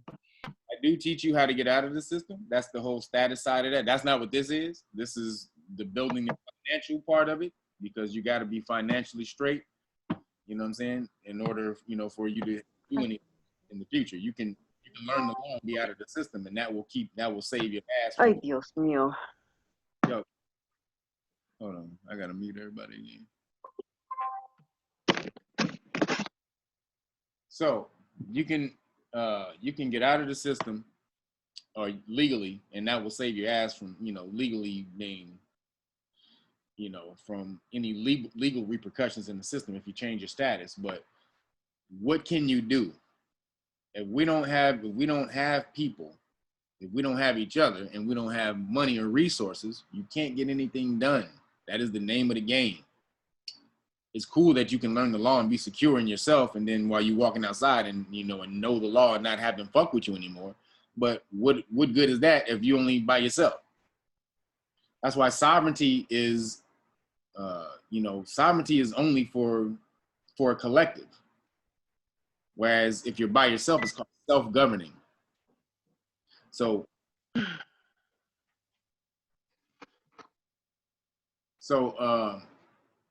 being coming into this, I'm like I said, I'm so happy that you're willing to reinvest or sponsor, and if anybody else is willing to sponsor, please let me know that when you hit me back with your email and your information. Say that you're willing to be a sponsor. And if you have people that you want to sponsor, then, that right off the bat. If not, then you can sponsor some people that are already, that maybe, who don't have some people and who don't, who don't have the to come in. Sponsorship is great as long as the people who you're sponsoring are trustworthy, with the highest morals and trustworthy. And anybody, you know what I talk about? I talk about karma. Energy out, energy back in. So right off the bat, if y'all deal with me, because my purpose for the universe is pure, if you fuck over anything that I start, the universe will beat your ass. I'm telling you. I'm not trying to scare you. I'm just warning you. It's happened many, many, many times where people have tried to take advantage of my kindness, and the universe put a boot up their ass literally within minutes. So I'm just letting y'all know that if you're not coming to this with the utmost intentions, the best intentions, you will be found out very soon. But I don't see how you cannot, because getting in this, it's just you're basically committing to a constant flow of money. Why would you want to stop that? And ultimately, you're not adhering to anybody. As you saw, no one holds the money. You break off into your own flower, so you become your own person. You become someone who has their own, their whole ecosystem in that flower, in that, and within. Now, y'all keep lingering in with this. Come on, y'all, with the mutant. So now there's something we had to talk about. Is not just allowing or thinking that your flower is just going to grow and flourish without your input, without your overseeing it. Okay, you have to focus and work on your flower and make sure everything is happening. So what I call it is being a gardener. So people who oversee their flowers. So you can look at all the people within your flower.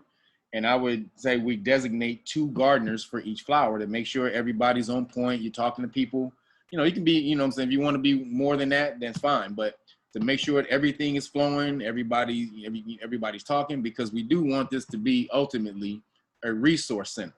This is not just us getting paid, but we also want to be a collective resource. There's many people in here. Y'all don't even know, man. There's so many people in here. Y'all do amazing shit. I'm the only one who knows what y'all do, though. Because y'all hit me up on the individual tip, you know what I'm saying? And y'all tell me, oh man, I do this. There's cats in here, who are in the stocks and, in all kind of other stuff. We need all of that information collectively. This is what we don't have. Like y'all don't, there's information about stocks and bonds that I'm sure y'all don't even know that I would be willing to break off to y'all and later on. But, when we get to that point, what I'm saying, we can break down that information. But right now, this resource, everything as far as the resources and the community part of it is the main part of this. Hold on, there's something else. And as well. Once we get into the flow of this, we can set up higher tier flowers. So this flower tier is $500. But once we really get into the flow of these things, you can set up, there's nothing that says you can't set up $1,000 tier flower or 5,000 or 10,000. And this is the way you really start to build generational wealth when you get up to that point. We start investing $5,000, $10,000 and getting, whatever that is back every 21 days. Who good at math? Add that up quick. Oh, let me get my calculator.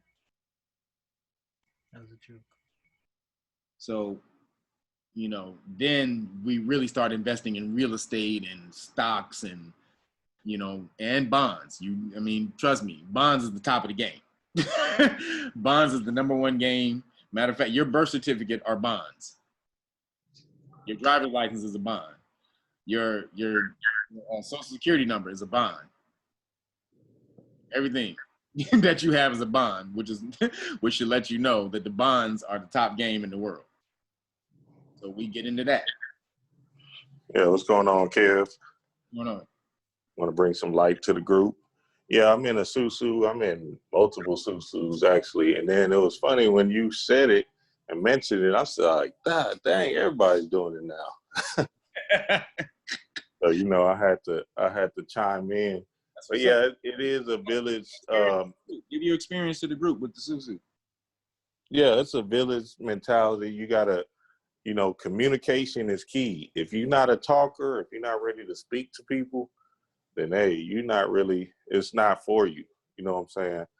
You have to be communicating and be open and honest and being able to articulate this thing on the fly. But what we're doing in my SuSu is we basically just send them to the video.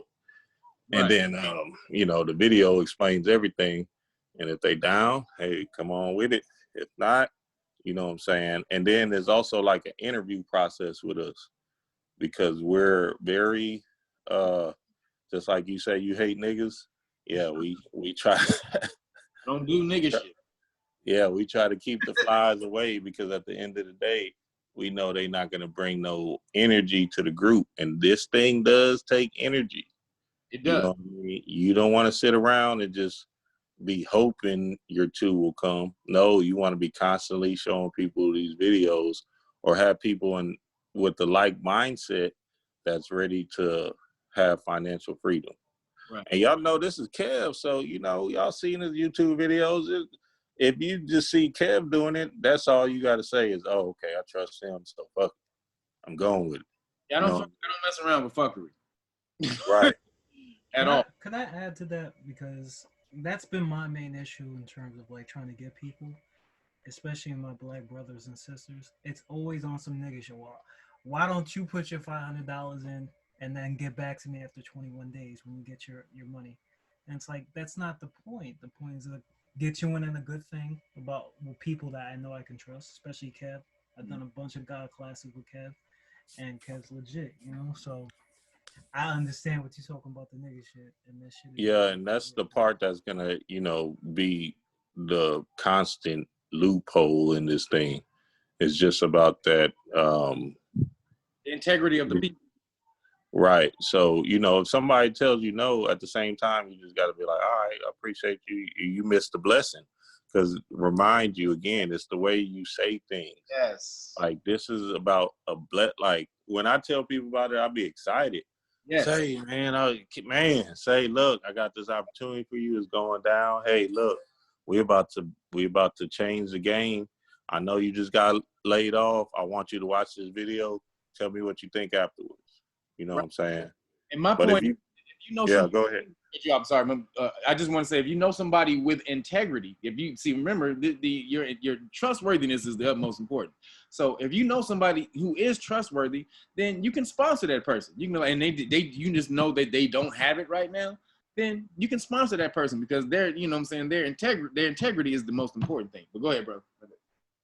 Yeah, that's real, Kev. Yeah, if you know somebody that, you know, just don't have the $500, and that's kind of not the problem that we've been facing. It's just more so, you know, people feel like, you know, people want instant gratification and stuff like that. But remember, we're gifting people, we're blessing people. So at the same time, whenever you're in this process, you just wait your turn. You line up and wait your turn for everything to manifest the way it's supposed to manifest. You see what I'm saying? Because then at the end of the rainbow, somebody's going to bless you.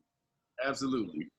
So you just got to stay, get out of your head, get out of this ego thing and remove yourself from the, you know, from the wondering, you know what I mean? And the conditioning, that's to me is more of the conditioning that we have been subjected to as, you know, lower class people with no money, when you get something, you think that that's the only thing you're gonna get, so you hold on to it. You grasp on like a koala bear. You don't let that shit go. And so we have to learn a different mentality, because the only way to receive things in the universe is to put out. That's how the cycle is. You give and you receive. That's an old saying, but it's karma. That's a karmic law. Mm-hmm. Yeah. You can't, so if you're holding on to shit, then you're blocking the energy from flowing into you. So you got to give out and make room for the energy to flow in. Yep, straight up. We've been doing that. We've been doing that since the beginning of time. We just forgot. And now, reawakening. To me, this AC world, this after COVID world, is an awakening of consciousness for melanated people. To me. Oh yeah, you can see my it. draw, huh? I think my draw to this is the things that we can do beyond just getting your $3,500 a month. I was just gonna say the same The thing. unlimited business opportunities, man. Yes. That, and I'm in terms of like learning from each other, I'm doing web development. I'm learning all types of languages. That's programming languages as well. So that's what I'm talking about. So we also have templates for people to be able to keep track of their flour, the people who are your fires, your waters, your airs, those type of things. We'll for people, when y'all come in, we'll send you those so that it'll be better, easier for you to keep track. But like you said about the resources thing. So whenever you guys hit me up, I want you, not that we trying to figure out, be all up in your business, but if you, what I'm saying, just list what you do. So, we'll know what our pool of resources are. And, what I'm saying, what can we go to? All right. Oh, he does this. He does this. Yeah, who the hell is that? But no, she does this and that, so we want to be able to utilize those resources, because we're only the ones right now that's going to be able to help us. And the fact that they shut the world down and then locked us all up at one time, they didn't understand what they were doing to melanated people. We have this melanin that's a superconductor. We're constantly sending out frequency no matter what. And then when you take our distractions away, all you're going to do is help us to get on the same frequency, which is why you're seeing the whole world waking up to us right now. This is what I call the Phoenix Rising. This is our time. What's his name? Everybody sees it too. Like Roland Martin, he called it the third reconstruction. Basically, this is our chance to gain some ground, but way more ground than they're talking about. We want to put the metal to the pedal to the metal, because we have the understanding and the information of what it takes, what they're doing now. Most of the time, when we're trying to get ahead, we don't have their information. Mute your phone if you just logged in. I'm talking. So we don't have their information right now. I've been funneled in with that information. Yeah, we got them. Damn. I gotta mute y'all on this. So right now, that information, the stocks, the bonds, we got all of that. How they run this whole goddamn shit. We know all of that. We just need to get the money. The information is already there. If I told y'all some real shit about the stock game, like we'll get into that, and we'll break you off about the stock market and what's the real shit behind that, because that's really gonna blow y'all mind. But I want y'all to focus on this first. Let's focus on getting the money first, and then we worry about that shit later. So, again, it's going to work off of, first come priority, as well as people who have their two. Those people receive first priority, and then people who don't have any, if for the people who did have two, they'll get funneled to the people who don't come in with any. But the people who don't have any, I don't want you to be, just relaxing on your laurels like, oh, somebody gonna funnel me too. Don't do that. That's what we're for. We are here to uplift everybody, but make sure that you mashing out. You've exhausted every avenue before you come back and say, damn man, nobody fucking with me. I get that. If somebody's just fucking with you, nobody fucking with you.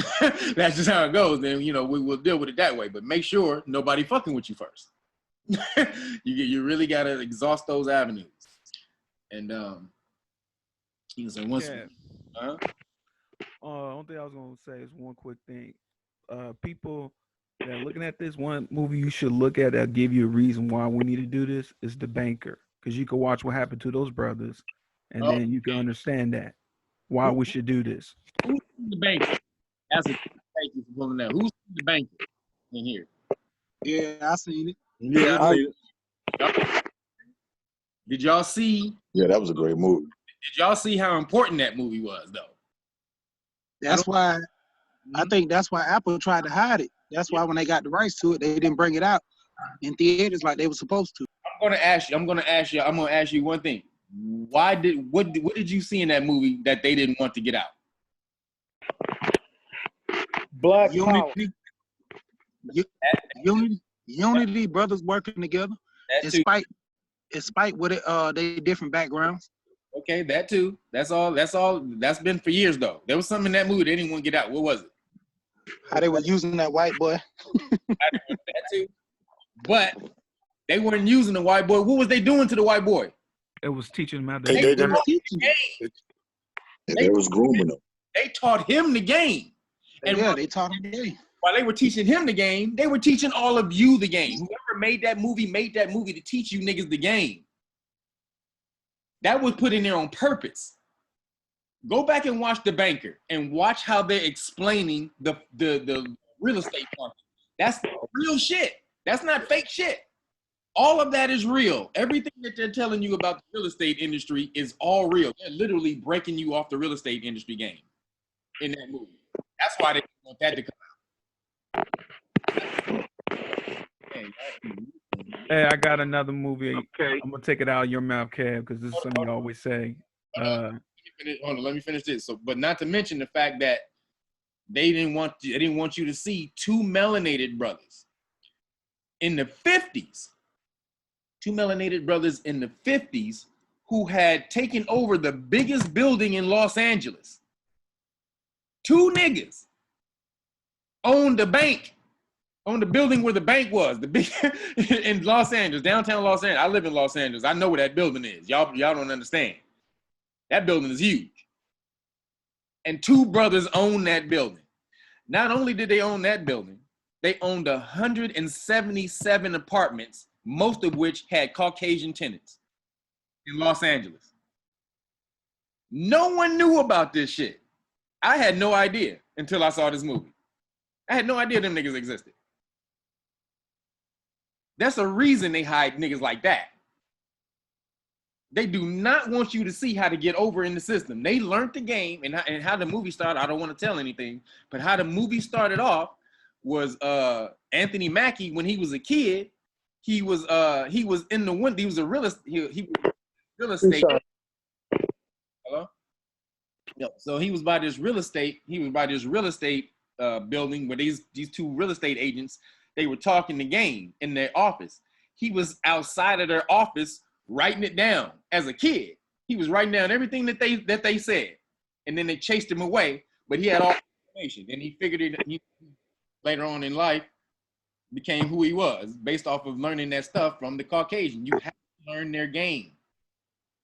You have to learn the game. How you think they became ahead? They learned the game from us. So you gotta go. But then we forgot it. So now you gotta go back and get it from them.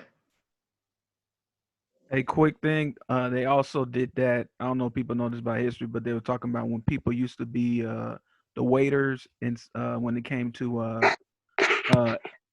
trains, the people that used to wait. So the black people that used to wait on the white people ignored them, and so they would just get all. The porters, I think that's what you're talking about. The porters, right. So the white people ignored them while they were serving them stuff, right? So they were just dropping hella knowledge, and all those brothers did was get the information, and that's how Black Wall Street and them other places got started, because of those brothers just sitting there playing dumb and getting that information. No, well, Black Wall Street got started because those brothers were melanated.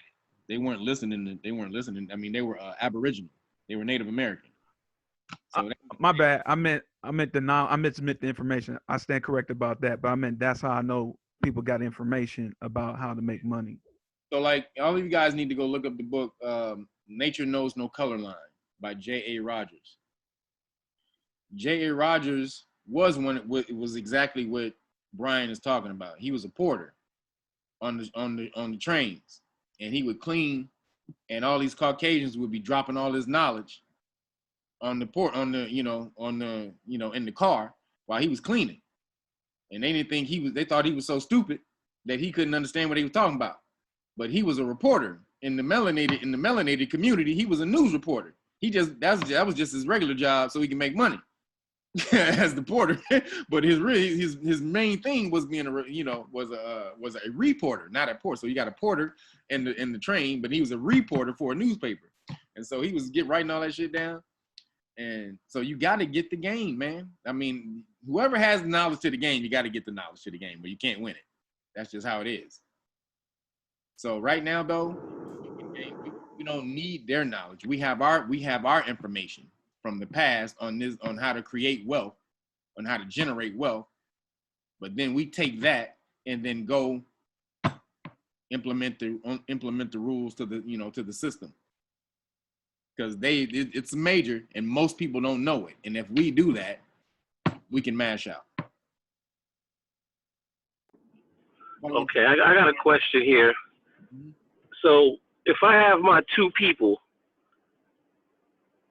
and what happens if one of them don't have their two people? Will that slow up my cycle, my flower or whatever? Well, yeah, that's, again, remember, the work for, and how you're going to explain it, you don't just get something for nothing. So the work for the people that have to get into this is you have to get the two people. And that shouldn't be that hard, but for some people it is hard because they don't like to talk to people, they're shy, you know what I'm saying? They don't, they may not be able to explain the information well, whatever the reasons are, that's fear that holds them back. And we don't need that. So whoever you bring in, you got to make that the requisite, because that is your output in order to be within this. You have to go out there and bring those two people. Now, again, like I said, if you've exhausted every avenue and you just don't got nobody, you know what I'm saying? You told niggas and niggas are just laughing at you while you talking because, you know what I'm saying? Because they just don't think you that dude or that girl, then, come back to the fold and we'll, you know what I'm saying, we'll balance it out. But for the most part, coming in, coming into this, that's the work that you want to have to do, is to get those two people. Yeah, I'm not worried about the two people. I got two people, but I'm worried about down the line of, what if my two people can't get two people, or their two people with their two people can't get two people?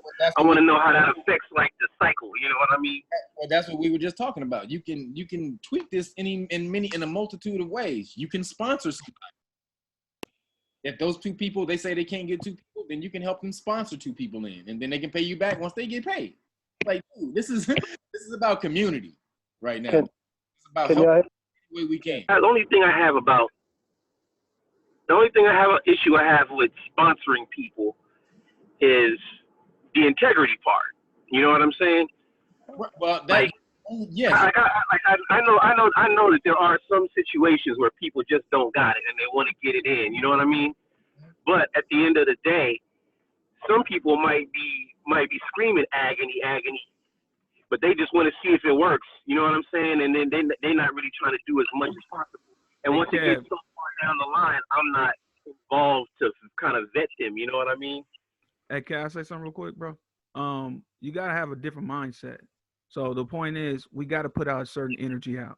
So you gotta be willing to deal with people, and that's the whole point of vetting them, so you can see what they're about. And if you feel truly that you in that situation and that person, you want to help that person, then we'll, do that. And the person mess up with all these people here, we'll figure it out. But the point is, as we keep doing this and putting that energy out, we can't have a negative mindset. You got to have a positive mindset. You put that positive energy out, you're going to get it back, bro. That's true. Oh yeah, I dig that. I dig that part. I'm just saying, like, you know, I like to think of things in a very realistic manner because no one knows what happens. You know what I'm saying? I'm coming into a positivity. You know what I'm saying? I'm probably gonna sponsor one of the people that I know that'll come in. That'll bring 2 people in.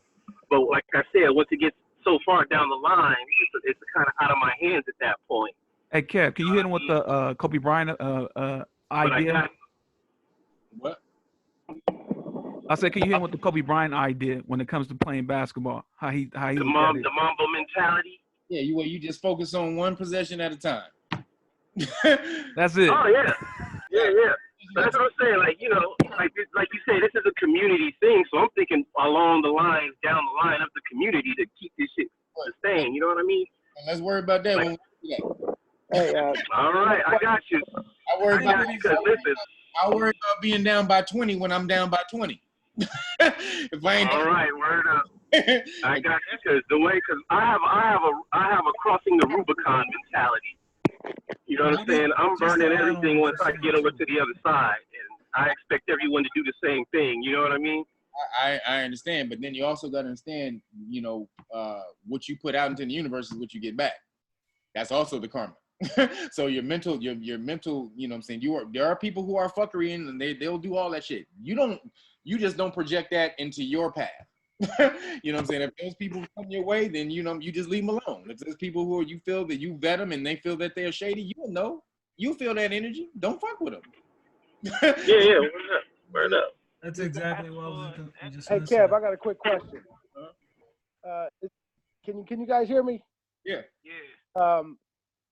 Does this thing work, like, let's say after the first or second or third person? Because I hear people talking about they won't be able to find people. In my mind, I saw this as, you know, when I saw the video, I saw this as, you know, after about, the first 1 or 2 people getting gifted and watered, then, you know, those folks will have a plethora of people because, like we all say, you know, once everyone has been popped by the hot grease and the fat meat, you know, now everybody wants their hand hit. So I think the concept of folks having that, hey, we don't have any 2 people, like Kevin said, ideally, and for the integrity part of it, you should exhaust more than every resource to get it. But I don't know. Do you see the same thing? What I'm saying? As far as like the whole thing continuing on once people start becoming gifted. The energy and the cycle of it, the fact that it's working will weed out motherfuckers. Will weed out, you know what I'm saying, the people who, you know what I'm saying, who are all the naysayers. Yeah, all the naysayers and the skeptics. Once they see you doing what you're doing, you know what I'm saying. But then I also envision it as everybody kind of now. Let's say if 7 people have been gifted, now 7 people have more than 2. They've got 15 people because now 15 people are saying, "Hey, man, it's real. I want in." So the folks who are after that, you know, those 7 people who are having problems. I mean, that's where we share and we build communities, like you said. Well, you got to look at it for the most part. It's like this. Okay, the reason why Kev said who are the people that have their people that's ready to go now, those are the people that are going to be at the bottom that's starting the whole process. And then you got the guys that say, well, I can't get nobody. Then they'll just have to take the 3rd week. So for the people that, when they bring in their people and they can't get people, those are the people that are going to be actually sliding in the position of the people that can't bring people. Or might somebody say on the 2nd week, you bring your people in, they bring them 2 people in, they got them locked in because they already locked. They said the 1st week, they're coming in, 2nd week, I'm bringing my 2 people. My 2 people, let's say they can't bring 2 people. Well, all the people that's already in the community, they can't bring nobody. They're just stepping in the place of my friends that couldn't bring nobody. So the process is already going to be filled.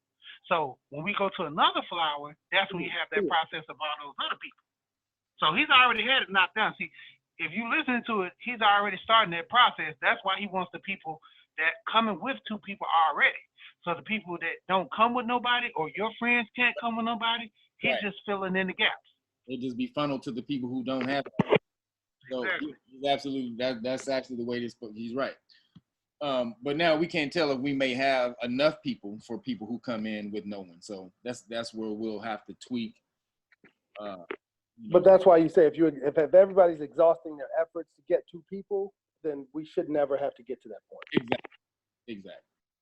Kevin, I have a question and a comment. Can you hear me? Yeah. Okay, great. So here's the thing.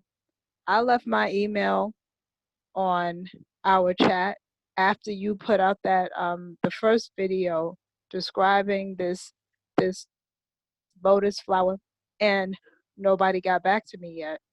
And I'm not trying to come in as saying, oh well, y'all can be my two. It's about whatever happens. If you would like for me to be one of your two people, then I'll be one of your two people. But nobody got back to me, and nobody is saying anything about, okay, well, let's do this. Because from the presentation that we first saw, they said, get your two people, get back to the person that told you about this. So I don't know. Well, because we're not doing it yet. We were setting this up in order for, because this was more than just one or two people, and I had like 100 and some people hit me back. So right, but on our chat for your video, you know how people make comments or they ask questions back and forth amongst ourselves. Yeah, so like if you're interested and you're saying, well, I need two people, then why are you not responding to people that are saying, hey, I'm willing to be one of your two people? Look, don't even worry about that. See, me, I wouldn't even worry about that. If I put it out there, it didn't hit me back. Don't worry about that. You'll get your two people. See, you know what I'm saying? You don't worry about the negative shit. You can focus on so much negative shit till it kill you. So all you know is that you put it out there and they didn't hit you back, but because you did put it out there into the universe will facilitate those two for you. That's all you need to know. But that still does mean that we have to work amongst each other before we get back to you. We still have to. No, you don't. We don't. I'm setting that up. So I have everybody's information. So you didn't hear what I said? How we going to do this? No, I heard you first come, first serve, something like that, right? Well, yeah. So the people who hit me up first, and then the people who have two. But if you don't have two, the people who do have two, the people who hit me up first and the people who have two, they get funneled in first, and then they slide their two off to people who don't. So, okay. So if you don't have to, then you'll get the two of the person who already came in with two. All right. I just needed to make sure got some stuff straight. Thank you. Kevin, how do we get in contact with you? Reelnagas say the same thing. I said Reelnagas SuSu at gmail.com. Can you spell that out for the slow ones, please? Thank you, sir. Reelnagas, REELNAGAS, SuSu, SOU. Yeah, it's in the chat. It's in the chat. That's what I was just about to say. Tell them look in the chat. Yeah, get in the chat. So that's how you guys can hit me up. So what I need from you guys, remember when you hit me up, list what you do. This is gonna be the community resources.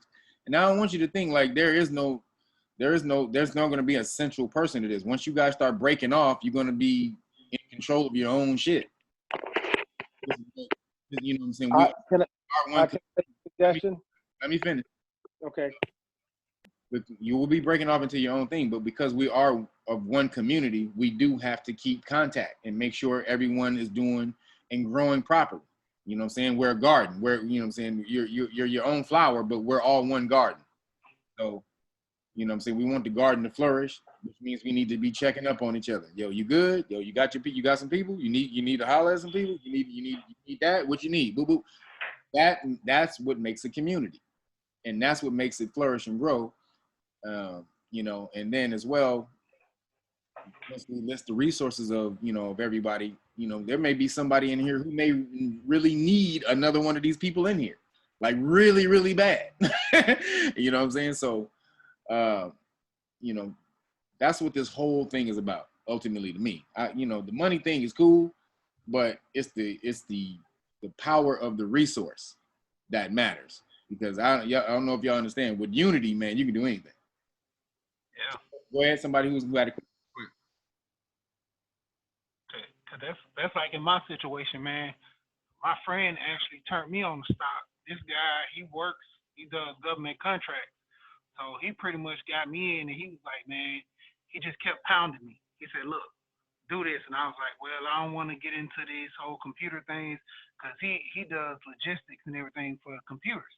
So I was like, I don't want to get in that. He's like, well, you can still drive your trucks because I drive box trucks. And he was like, man, just do your box truck job, and I'll funnel this information to you. And he put me in a little thing, and I'm in it with him. I just pay each month, and we go over meetings with stocks and everything. I mean, that's all the same thing this is right now. Even when everybody get the money, you know, the money is going to be the gift to you, but the whole thing is, what are you going to be doing with the money? Are you going to be actually flipping it to make more money? You know, that's the whole goal. If everybody as a collective getting together, learning more things than what you already know, passing the information on. Right. That dude, information, growing that part of it, people don't really understand the power of that. Like we, you know what I'm saying, generating the money in between us, that's going to help because that's going to help us to generate more resources. But just us being able to use each other, that's going to be major. I don't understand. I don't know if y'all understand. That's major. But yeah, it definitely is my SuSu that I'm in currently right now. We build all the time. We talk all the time. We have meetings, and you know, we stay in communication. And people put us on game on stocks and all this different information that we can really invest in. And you know, now we're looking into different things like houses and stuff like that. So it is you got to think of it like a new family. You know what I'm saying? Eventually, y'all all are going to get to know each other and start to understand each other's niches and who they are individually. Right. And then as you grow in this journey, like I'm excited because I'm in the process to build with all of y'all new people. And then I can put y'all on game on the stuff that we got going on over here. And it's just a blessing that keeps on moving around and around and around. So yeah. I really want y'all to understand when we start learning about this bond thing, that's gonna flip y'all mind. Y'all really don't understand how deep this goes. It's really the deepest game that's going right now. The law is at the top as well, because that's what, you know, that's your freedom. But really the finances, the that part of the game, we'll get into that, you know, definitely down the line. I don't want to separate our focus. I want us to make sure we focus on getting these flowers right first, because then we can't do anything in the bond world. Right. You know, unless we don't have so many different ways to make money. It doesn't even make any sense. Like working a job is non-existent. Like you can't do that no more. It's over with. Now is the time to move around and start, you know, using these family and friend shares to do, you know, your thing in this world. And you know what I'm saying? Everybody got a gift. So we supposed to be building on that gift instead of slaving for somebody else that's just taking your energy and stuff like that. Man, just raping your energy. And right now they're flipping this system, dude. They're separating the wealth from the poor niggas. That's why they stopped the economy. Because when the economy starts moving again, it's going to be a major gap. And the motherfuckers with money and the people who don't got no money. They were really trying to put their foot on the necks of, you know, of this society, because they're really trying to flip it. They're trying to institute a socialism government. They're trying to wreck the government that we have, so that you will beg for a new government, which will be socialism. You know, excuse me. And so, where they're wiping away that middle class. As you can see right now, that you know, the working industry, that was the middle class. They took it out. They literally gutted it. So what are we going to do? How do we bypass that? We've already had the damn answer for forever. We've already had the damn answer. We could have been using each other for this shit. But we just, again, we have been conditioned not to trust that nigga. Don't trust that nigga over there. He light skinned. Or don't trust over there. That nigga, he shady nigga. He be fucking with them gangster niggas. Oh, don't fuck with that nigga. That's we got too much of that. Can I ask you a question, bro? Real quick. Hey, I don't know I don't know if you know about this already, man, but I'm hearing about everything you're saying, the money opportunities, how we need to come together as a community, make this work. Question: does anybody know about this gold standard that's supposed to kick off globally? Okay, when I say gold standard kicking off globally, a lot of us know the history, how we came off the gold standard in '71. For example, I'm hearing, and I know it's true because I'm on these articles like every other minute, literally. Does anyone know? And Kev, if I'm going overboard, let me know. This is my question. Does anybody know about the revaluation of the Iraqi dinar? Nah. And Kev, forgive me for going off topic. I know this your platform. I'm about to remute. I do encourage all you Naga brothers and sisters to look into this particular global situation. And I know with the control of this society and how they shift us left and shift us right and keep us in the dark, I want to put that out there to all of you who are inclined to take care of your families, to prosper. The currency of Iraq is soon to revalue internationally. Okay, I did a little bit of time in the military. What we did over there to them people was absolutely wrong. And like you said, Kev, the karma is a motherfucker. So when this country revalues their currency and they're able to Hold on, bro. Who's doing that? Please mute your phone while he's talking. He's saying. Go. Let him get it. And I'm about to be finished. I don't like to get long-winded, but you know. Just rename the name of it again. The name of the currency. I'm sorry, I didn't hear it. Iraq dinar. Not only Iraq, brother. We know how energy flow, like Kev was saying. This is going to be a domino effect of water beyond water. That liquidity. So we're looking at Iraq. You brothers and sisters look into Iraq, look into Iran. Okay, look into Vietnam. Vietnam's looking good. Zimbabwe, man, I got my cousin back home. He's crazy about Zimbabwe. When you hear about China, okay, making these deals, man, shaking hands, they looking at mineral rights. So Kev, I'm about to mute back out. I just wanted to plant that seed. I want to be part of this community 24/7. And when this RV takes place, also known as a global currency reset. Yep. When this takes place, we can go from 500 a flip to 5K a flip and bring the whole nation in. So my name's Alex. Anybody, you can contact me at east856@yahoo.com. That's about it. I don't do Facebook. I don't do Twitter. I don't, none of that madness. Straight email. Hey Kev, I appreciate you, bro. I'm a mute back out. Thank you, sir. Sure, man. Yeah, man. Again, community and resources is the new name of the game in this new world order, man. In this AC after COVID world, you got to come together or you're gonna die. Now I've said this beforehand that organizations, corporations, and are the vehicles that you want to move in the future, because they're not going to be recognizing individual people in the future. These it's only organizations, corporations, and trust that will be that will be at the top of the game, and that's exactly what we have going right now.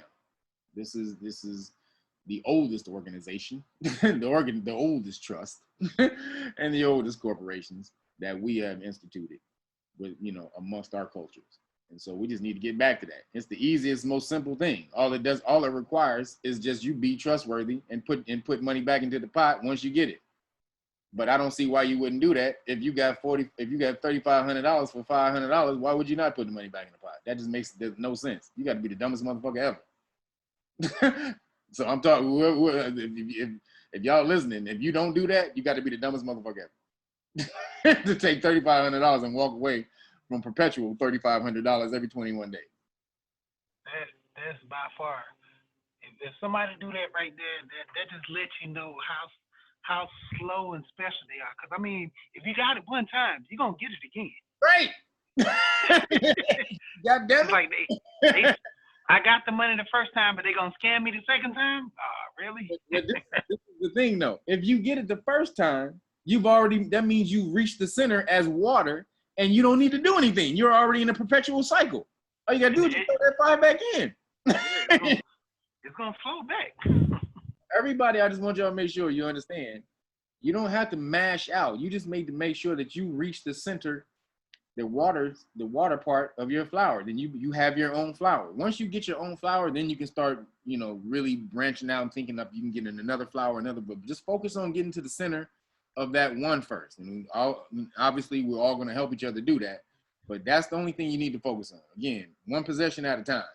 Don't look at multiple flowers. Don't look down the line and who I can get and this and that. Just let's focus on them, one at a time.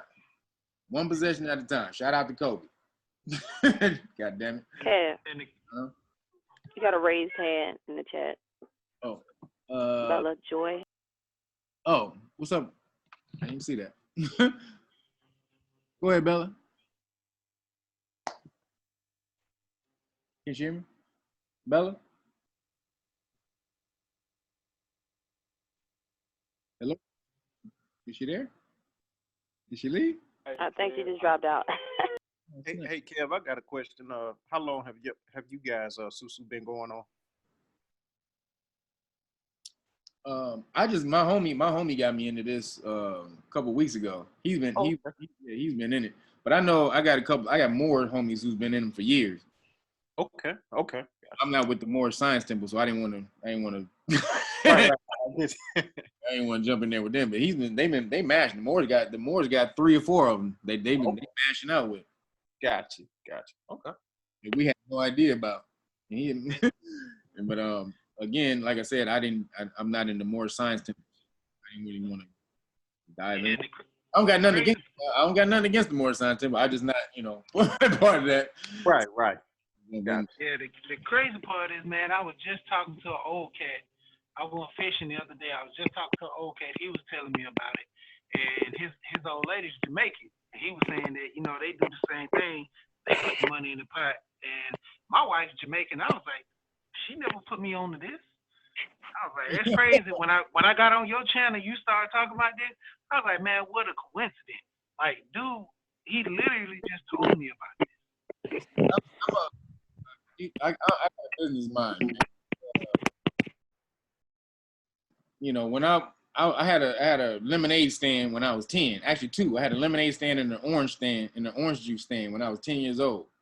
I worked one, and I had little kids working on the orange juice stand for me on another corner. So I've always had a business mind. I've always been business minded. Hey, Kev, I was the same way.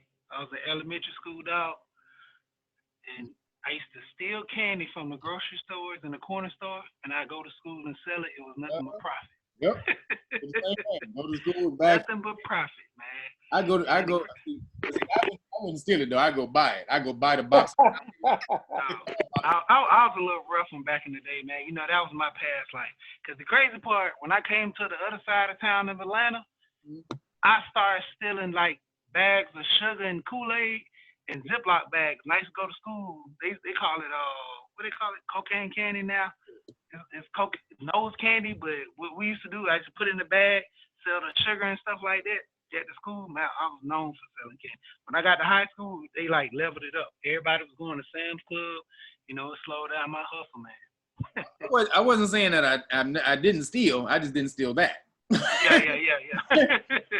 So no, I understand.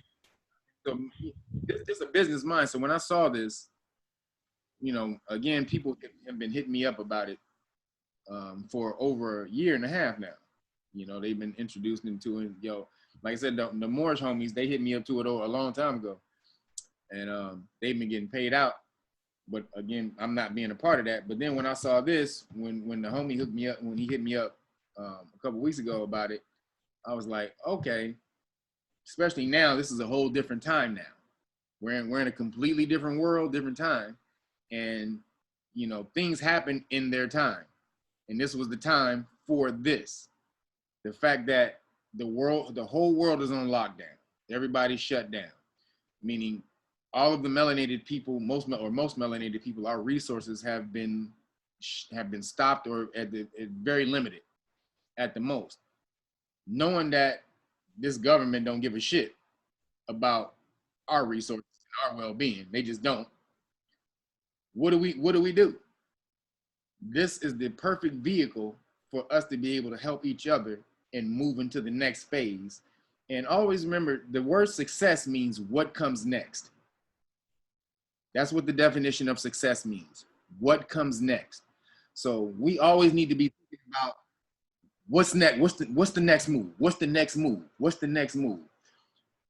And this to me is a perfect way of being able to do that, because now we can generate resources to be able to put our foot forward and keep moving. That's why anybody who's seen in ancient Kemeton, when you've seen the statue and you've seen their foot, there's always one foot forward. That's because you're constantly in motion. You're constantly moving. You're constantly changing. There you go. That's what's up. Look at the statue right there. That's what's up. And so you're constantly moving forward. You're not static. The universe is constantly in flow, in flux. So that's what we need to be doing. And so we're in this new age. If we stay stagnant, we're gonna die. And so when they brought me this, I'm like, oh, I saw this right off the bat. The hardest part about this is being able to find people who are trustworthy with $500. Again, I just happen to be a part of a community with you guys where, you've seen my content. You guys trust what I do because I don't tell you to trust me. You guys research everything. I tell you to research everything, and you found out that what I tell you is on the money. So you know that what I'm bringing you is no bullshit, and I don't fuck around with bullshit. I'm sure y'all have gotten that from me. From my energy. I don't play around. So right now was the perfect combination of to be able to bring this to fruition with everyone here. Go ahead, brother, with your hand raised. Go ahead. JR? Okay, there you go. Kevin, man, my question is, how many people is it in the flower? Is it 15? Say again? How many what? How many people is in each flower? 15. 15. Okay, right. Thanks, man. Yeah, I really appreciate this opportunity. I knew as soon as I seen the video that it was for sure. Let me tell you something real quick. That morning, I'm gonna say ironically, but no coincidence, I thought about something because when I was in high school, I got ganked in one of them pyramid schemes. Wait, hold up. Shout out to you for using the word ganked. I ain't heard that word in the last 20 years. I second that. Hey, man. Oh, I love you for that. Go ahead. Hey, man, I'm gonna tell you, man. It was a thing called GMT. The white dude told our pastor at the church I was going to, and he had his checks for it. I took $721. It was called Get Moving Today. Mm-hmm. Man, they messed over everybody, almost everybody in that congregation. But like I say, coincidentally, I thought about that the morning you made this video, just out of nowhere. I just, happened to think about it and remember it. And as I'm going home, I'm listening to your video. I'm like, what I'm saying? Because I'm spiritually, connected. But I'm like, once I saw your video, I knew this one was right. But that was just kind of funny. I thought about it later. I'm like, I ain't thought about that in years. That was in 2003. Yeah. Like, this is, I don't know. It's almost like a confirmation. You know what I'm saying? The universe brought it back around to you. The right one. It brought it right back around to you. Hey, Kev. So let me say this real quick. So I think I already told Kev and some other people that it's ironic that we're hearing about this and we're doing this. I received a call, and I let people hear it. I received a call from like a institution that was like, "Hey, we want you to be part of this ancient way of making money." And that's what they told me. I'm like, what type of stuff? And then when you even think about it, banks already doing it, and there's people even trying to implement it more, so people can understand it better to go through a bank. Why would you want to go trust those people when you could do it yourself? And the reason is because most people don't trust other people. They trust organizations. They've been conditioned to trust organizations instead of individuals, which is crazy. But you know, I'm sorry to cut you off, but I just want to throw this in right quick. But that's the same thing how CDs work. You put the money in, and you give them all that money, and they take all these CDs collectively and give you the interest back, but they just take that money and put it in the market, flip it, come back, and there you go. That's right. Hey, man, that's crazy. That's exactly right. Man. Hello. Then would that work with Bitcoin then too? Because you like do it with Bitcoin? Bitcoin was real. I made good money on Bitcoin. I got in late, but I made good money on Bitcoin. What I'm saying is, could you start a SuSu with the Bitcoin, where instead of you putting money in, you put one Bitcoin in? If everybody collectively do something like that, that can be done. I'm in. That's a good way to accumulate some Bitcoin right But there. see, that's what he's saying about this. When you get the money, don't just take the money and just ball out, go shopping. Take this money and invest it to earn money again. That's the whole point. You can build a completely Bitcoin flower system that's only based on Bitcoin. So anybody who gets into that, Yeah, that's what I mean. yeah, we can do it. That's live. Yeah, I like that. I like that because I hear you saying the banks do it, and he's talking about the CDs and stuff. So it's like, well, Bitcoin might do it too, you know? Dude, the possibilities are limitless. It's only our imagination. But the only thing is, our imaginations has never been really introduced to this, so they'll be very limited. All is in the mind. Mind is in the all. Yo, can y'all hear me? My speaker ran up. Can y'all hear me? We hear you now, bro. Yeah, we hear you. All right, my speaker ran up. But so yeah, our resources are you know, our belief in resources have been very limited based on, you know, just our conditioning and not having access to them. But right now, information is so prevalent. We're in the information age. There is no reason for us to stay in the fucking state we've been in since they let us into their bullshit ass corporation. Right now, it's time for us to build our own corporation. That's the only way around this shit. We build our own corporation and then see what happens. Once we build our shit up, now let's talk. But until we do that, ain't no talking. we got to handle our own business ourselves. We put all the money in a trust. That's man. See, now you're starting to think. So everybody, real quick, before y'all bounce, make sure y'all get two books. The dictionary, Barron's Dictionary of Banking Terms. Barron's Dictionary of Banking Terms. And what edition, Kev? They're on 7th. They're on the 7th edition right now. I got 2nd and the 7th. The 2nd is bigger than the 7th, but that just may be because they used smaller print in the 7th. But I got both of those editions just in case they took something out. And then you want to get the Dictionary of Finance and Investment Terms. That's extremely important if we plan to do anything in the financial industry in the future, in the near future. We got to know the lingo. They don't let you pass the front door if you don't know how to speak the lingo. That's another reason we've been kept out of the higher room. We don't know how to speak it. It's like a clubhouse language, which is why they do a new edition of this investment and financing terms book every 4 years. Because if you come with the old password, you don't get in. So they're on edition number 10 right now. You won't be able to find that anywhere. But however, one of the homies, he went searching and he found the 10 PDF online, which is crazy. Because you can't find the 10th edition nowhere, and it's only 2.5 years old.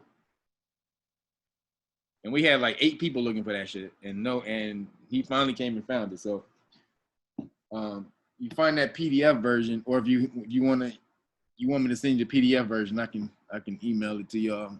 But the 8th and 9th editions are good enough. I don't think they change too much. When I'm going through the 10th, I don't think they change too much. I haven't been all the way through it, obviously, but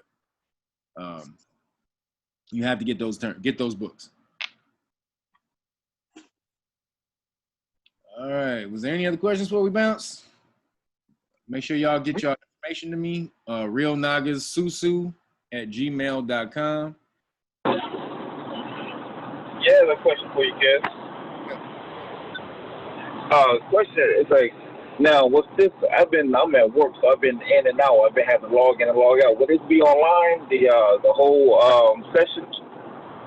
What session? Oh, this? Yeah. Well, I wasn't. I guess I can put it online and just send you a link to it. Okay. All right, cool. Yeah, because there was a lot of stuff that went over. So yeah, I'll send you a link. I put it up on YouTube. I'll just send you a link. All right. Anybody else? Yeah, make sure it's unlisted, Kev. Yeah. Come on now. Of course. Of course. I know it. Just gotta be sure. But yeah, it's a great opportunity, everybody, man. If y'all trust Kevin and y'all understand the process, then just roll with it. It's gonna be some battles. You're gonna get battle tested, but at the same time, as you grow together, you'll start to understand what's actually going on. Right. And you'll build real strong bonds with people. And the money is just a bonus.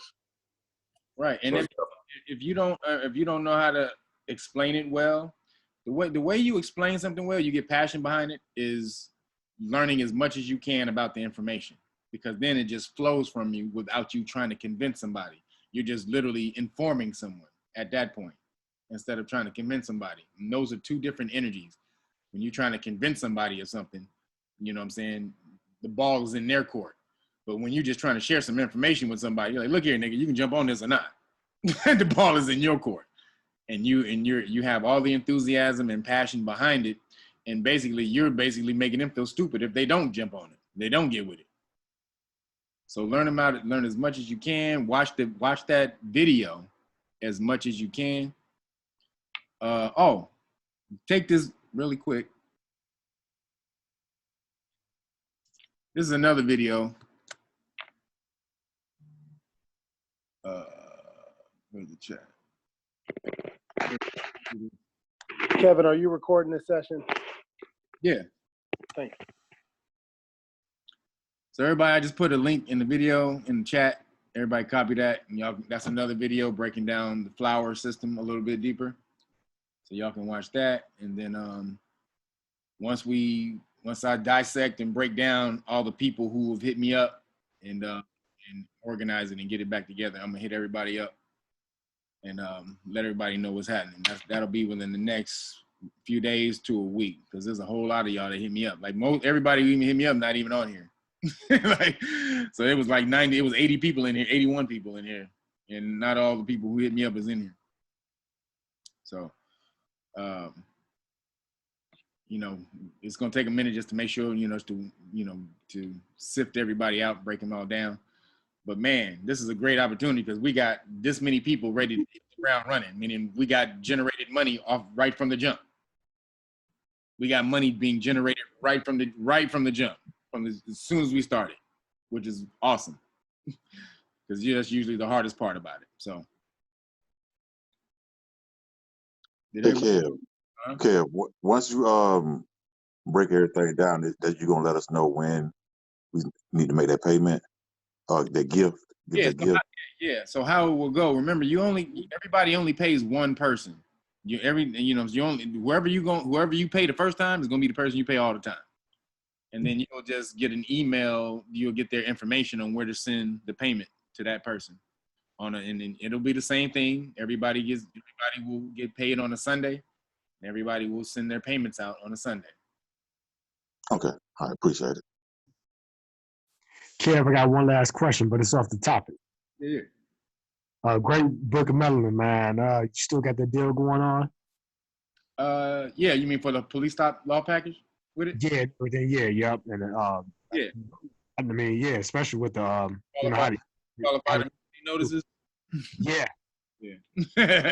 So I email you. I'm gonna email me about this, whatever. But I'm gonna email you about that so I can get that, man. I need that by Friday or something. So I'll get with you. It's on. Just go to the Reelnagas.com. And it's in the Naga Knowledge Shop. You just order it on there. And I'll send you everything. Okay, thanks. Okay, I appreciate it. Hey Kev, my wife, she ordered that. It was a little bit of confusion on my part as usual. It was $120 for everything. It should be under Tanisha, Colorado. Well, no. So she didn't order the qualified immunity. She ordered the everything, the public official bonds. She went to that one. If she scrolled down, the qualified immunity thing was actually at the bottom. Is it too late to modify that? Like I was aiming for what you was putting out on that video when you said get the. Well, no. If you just send the extra whatever the extra, I'll send you the whole thing. Just send the balance. If you send the balance, I'll send it to you. Okay. Again, it's under Tanisha, Colorado. Thank you, sir. Hey man, hit me. Make sure you send me an email on that too. Okay. Yes, sir. Sending it now. Man, anything else? If y'all want to ask me a damn question that y'all always want to know an answer to, right now it's time. So before I bounce. Okay, before you bounce, I don't mean to revisit the madness. It's Alex again. You know, y'all gonna know me. Hey, in the end, these birth certificates, man. I'm looking at videos that your birth certificate is worth millions. And is there any way we can extract that? Not millions. Worth $600,000 when you're born, and probably reach $1 million or so, depending on how many times you traded. Okay. Can I hit the state of Florida and demand payment? Not if you don't have the QSIP number to your bond. You don't. Okay, you talking science. I'm gonna fall back. Thank you, sir. See, that's. Hey, Kev. Kev. Go ahead. Hey, peace, brother. This Infinity. Hey, man, I emailed you. I sent you some. I know you definitely seen it, and I'm sure all the family, everybody else in the chat, about the Fed just like knocking down the whole thing with the qualified immunity. Yeah, they didn't knock it down. The Supreme Court, they refused. See, they've been refusing to view for a long time. They've been turning it down because they don't see they don't want the backlash from either one. They just like, we don't want to fuck with it. We don't want to fuck with it. We don't want to fuck with it. That's why they keep saying, leave us alone. We don't want to fuck with it. Gotcha. But people keep getting their asses killed and beat because of the police. So yeah, you know what I'm saying? So right now they said it again. Oh, we're not gonna fuck with it. But I think they did that. The only reason they did that is because there's a bill to do away with it. Ayanna Pressley just wrote a bill 3 or 4 days ago to abolish qualified immunity. So that's the only way that you can do. That's the only way that you can get rid of Supreme Court decisions. That the legislation, you have to legislate, pass it, or so if they create qualified immunity, you don't need the Supreme Court. Okay. All right. Appreciate you, Baba. Sure. Hey, Kevin. Yeah. Hey, this is JR, and hey, I got another question. Go ahead. Hey, are we gonna be corresponding, sending you email to the Reelnagas SuSu? Will you reach out to us, or do we need to start emailing you something? Yeah, email. Yeah, hit me up. I told you, hit me up with your information. I want to know what you do. So we, because that's all gonna be, it's time to eat. That's gonna be beneficial to the. God damn, man. So that's gonna be beneficial to the community. You know what I'm saying? That's why we want to know, what you do, where what your interests are and stuff like that, because I'm sure you want to, you know what I'm saying, you at least 2 or 3 or more people are going to be on your same frequency doing what you do. You know what I'm saying? You can get with those people. Again, I want this to be a major resource. You know what I'm saying? So anybody that you can link with, that you vibe with, you know what I'm saying? You know, let's get that information so we can start linking up people, but as well, so that we can create this future resource. That's the main goal. Excuse me. Anything else before I bounce? Please spell out your email again, please. Reelnagas, REELNAGAS, SuSu, SOUSOU. Thank you. At Gmail. Sorry. Hey, Kev, Naga is a bloodline. Yes. If so, any off brands ain't allowed in this, right? Nah, I'm trying to keep it. I'm trying to keep it respectful. Like I could, I could talk like them Israelites do and be like, look. Say any off brands? No Any off off brands. You know what I'm saying? I'm trying to keep it light. I don't want to be too direct. Like, is this strictly for Nagas? What if we find No out somebody from troglodytes. another? Huh? No troglodytes. Thank you, sir. Well, I don't know where y'all at. I'm not a racist.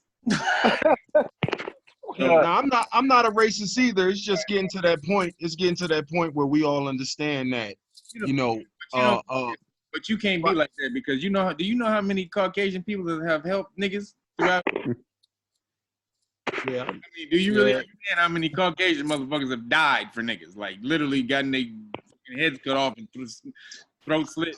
So I base you off of everybody, or who I deal with. That's how I fuck with you. I fuck off of who I deal with. I don't extrapolate and place a whole title on the whole people. You know what I'm saying?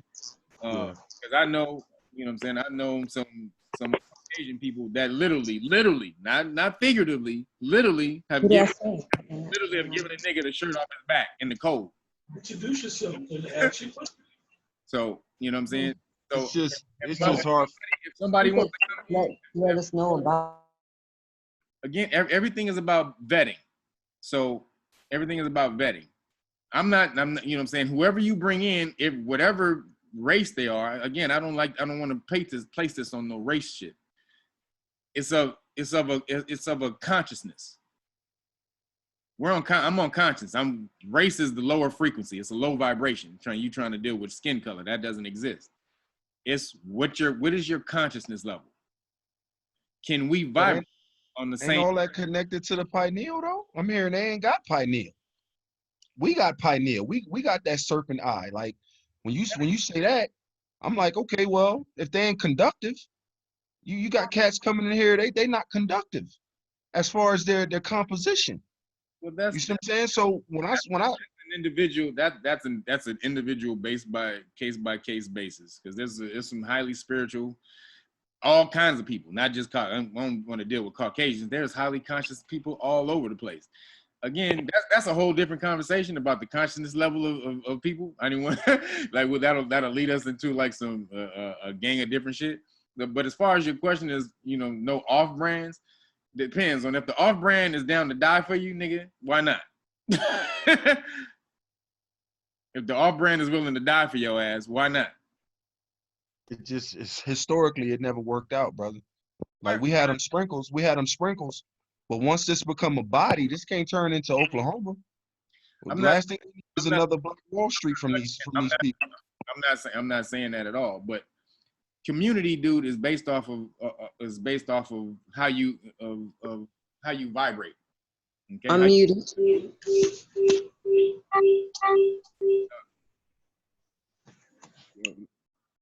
If y'all want to That bring, wasn't me. huh? Hey Kev, I got a question. Yeah. I'm sorry if it's a dumb question, but so like, there's no treasury or nothing like that. So who's holding like all the money? I mean, there is no. That's the whole point. Didn't you watch the video? There is nobody who holds. Yeah, the I money. did. Yeah, nobody holds the money. There is no. Okay, This is not a pyramid scheme. No one holds the money. You just whoever, when it's your time to pay, you send it to the person you're supposed to pay. Yeah. Okay, I got you. Okay, that's all I want to know. You just hold on till it's time for you to pay something. Till it's time for you to pay the person in your flower, and then you boom. That's it. Okay, so we the ones that do that ourselves. Yeah, you do it yourself. We send. I mean, you get a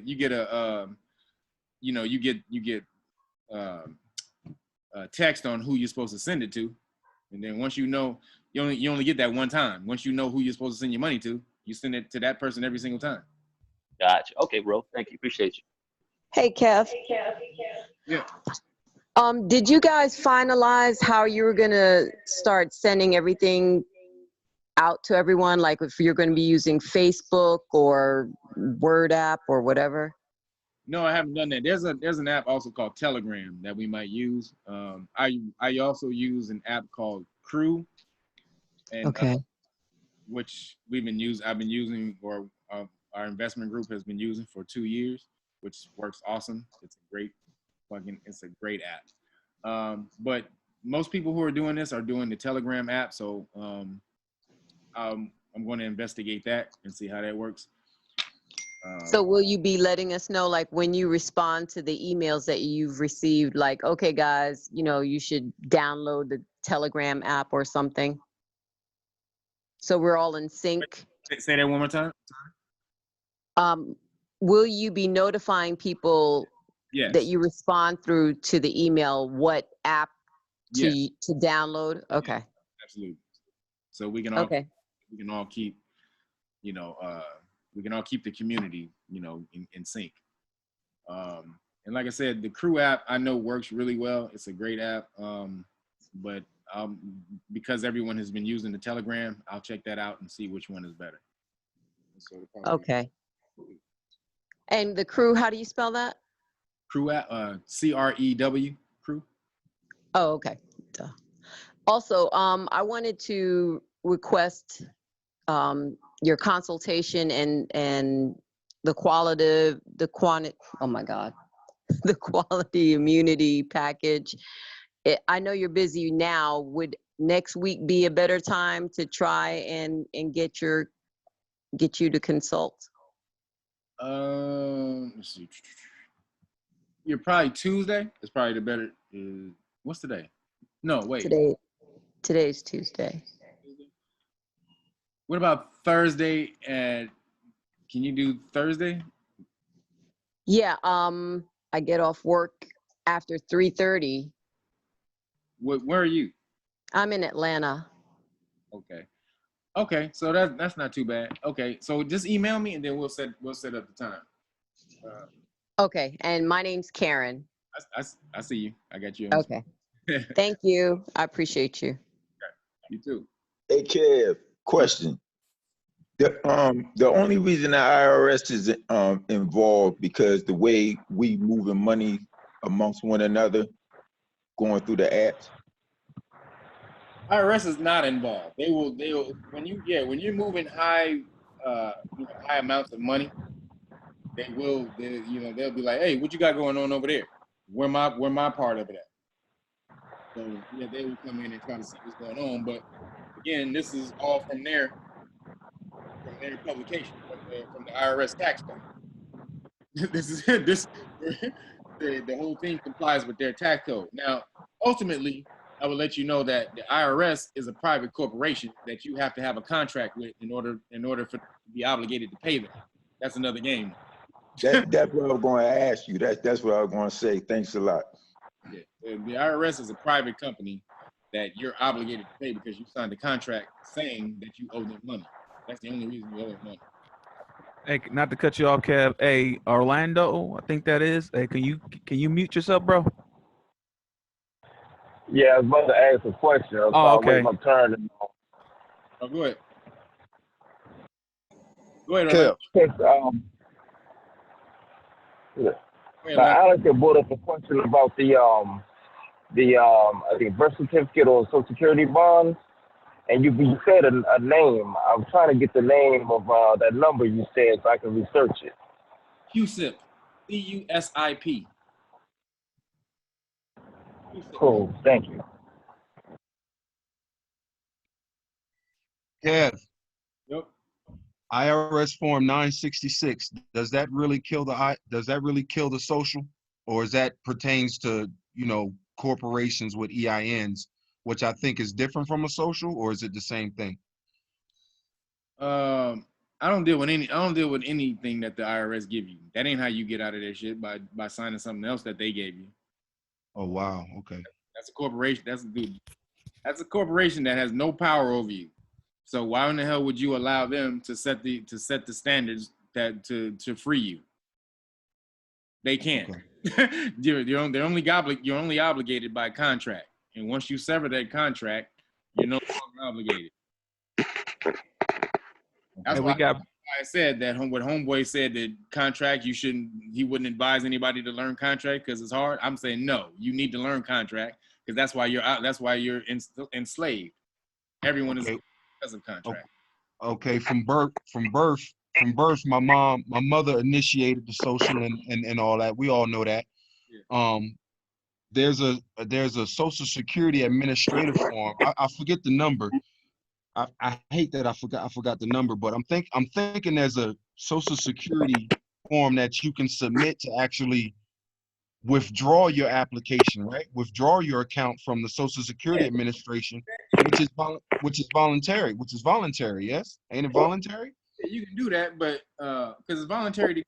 But if you're in the system, you need that. First of all, I would never advise anybody to give over your Social Security number because that's a bond. That if you take control of the bond, then you're the secured party behind that bond. You just need to learn how to find it. Again, we getting off into other shit. Yeah, my bad. I'm sorry. Okay, my bad. All right. Hey, Kev. You know Bella, the one that she had her hand raised, and I guess she dropped off. I don't know if she's still on, but here she goes. She's still on. Bella.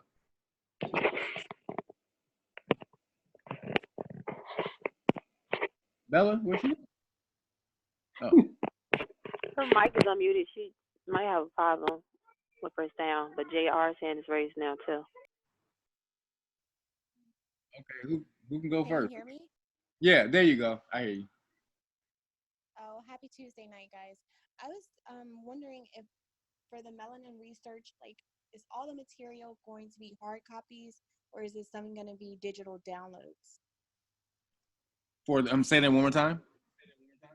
For the melanin research, the cookbook, and the surety bond, and everything, including the special you had going on, is everything going to be hard copied, mailed, or is some going to be electronic or digital download? So when I'm giving you the deal, the free package, so you get the hard copy melanin book. That's the 2 big books, and I also send you the digital copy melanin book, and then I send you.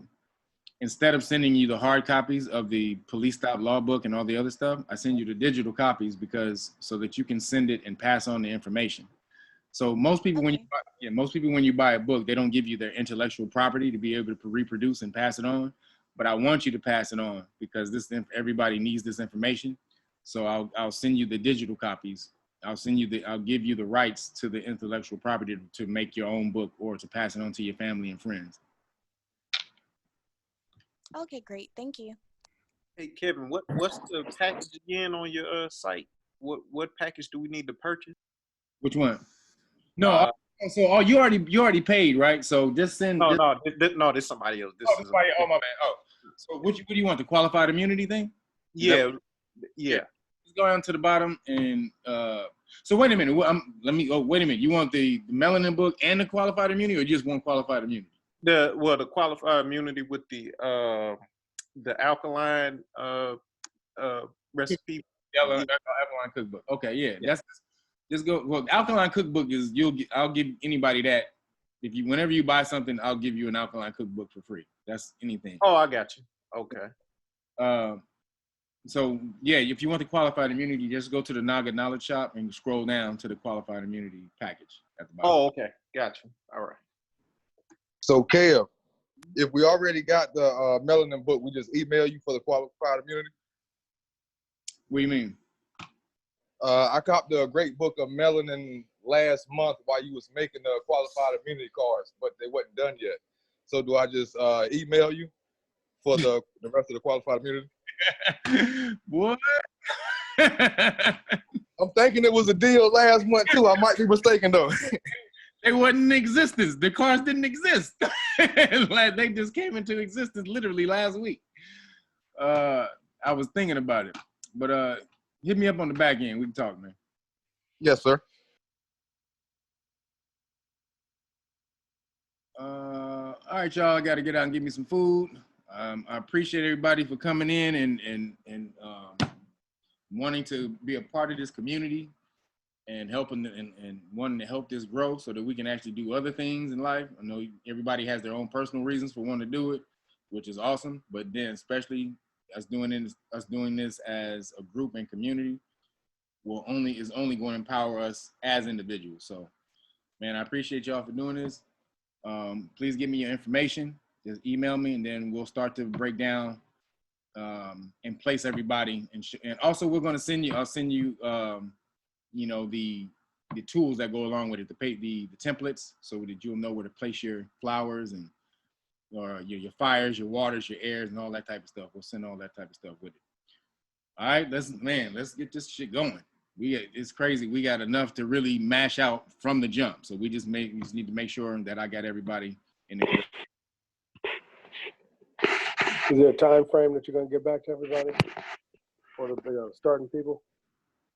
Man, I don't know how long it's gonna take me to go through everybody. It's a whole lot of y'all. So, you know what I'm saying? I said, at least give me about 4 days, you know what I'm saying, to see what's going on. I'll be ready on the 21st. All right, y'all. Thanks, Cam. All right, man. Have a good one. All right. Peace, Cam. Peace, brother. Peace. Hey, you got Peace, somebody. bro. Hey, RJ got his hand raised. I guess I don't know if he's trying to say something or not, Kev. What's up? JR. What was that? I said it wrong. Okay, whoever that was. That was big, Brad. No, I ain't talking about you. I think that was somebody OPU laughing or I was something. about to say that sound like Mel. Is JR, you still here? You got a question? Oh yeah. I was gonna say, was we gonna have another Zoom meeting? I wasn't, but I guess we can schedule Zoom meetings, you know what I'm saying, to keep everybody abreast. You know, we can Hell yeah. I just want to ask me shit. Bro, I needed this. Hey. Y'all just want some free knowledge, nigga. Y'all think y'all slick. Hey, yeah, can you break down something else for me, brother? Nah. I'm just Hey, that was all, man. for real. No, yeah, man, we can, we gotta have the community any type of way we can. So yeah, Zoom meetings are off the chain, and definitely we'll be able to hook those up. Hey, let me say one thing. I know you about to leave, bro, but I know people tripping off the white thing. Only thing I'm gonna say about that is we can have them be part of this, but they don't have to be part of this.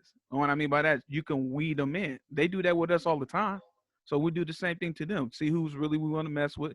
Keep the ones that we, you know. All I'm saying is the worst thing that you probably do is do what they're doing, is be prejudiced. They judge you based off the way you look. And could they judge you by looking at any other nigga and say that's what's going on right now? That's what the police are doing. They look at every single nigga and judge you the same, which is why they step on your neck. So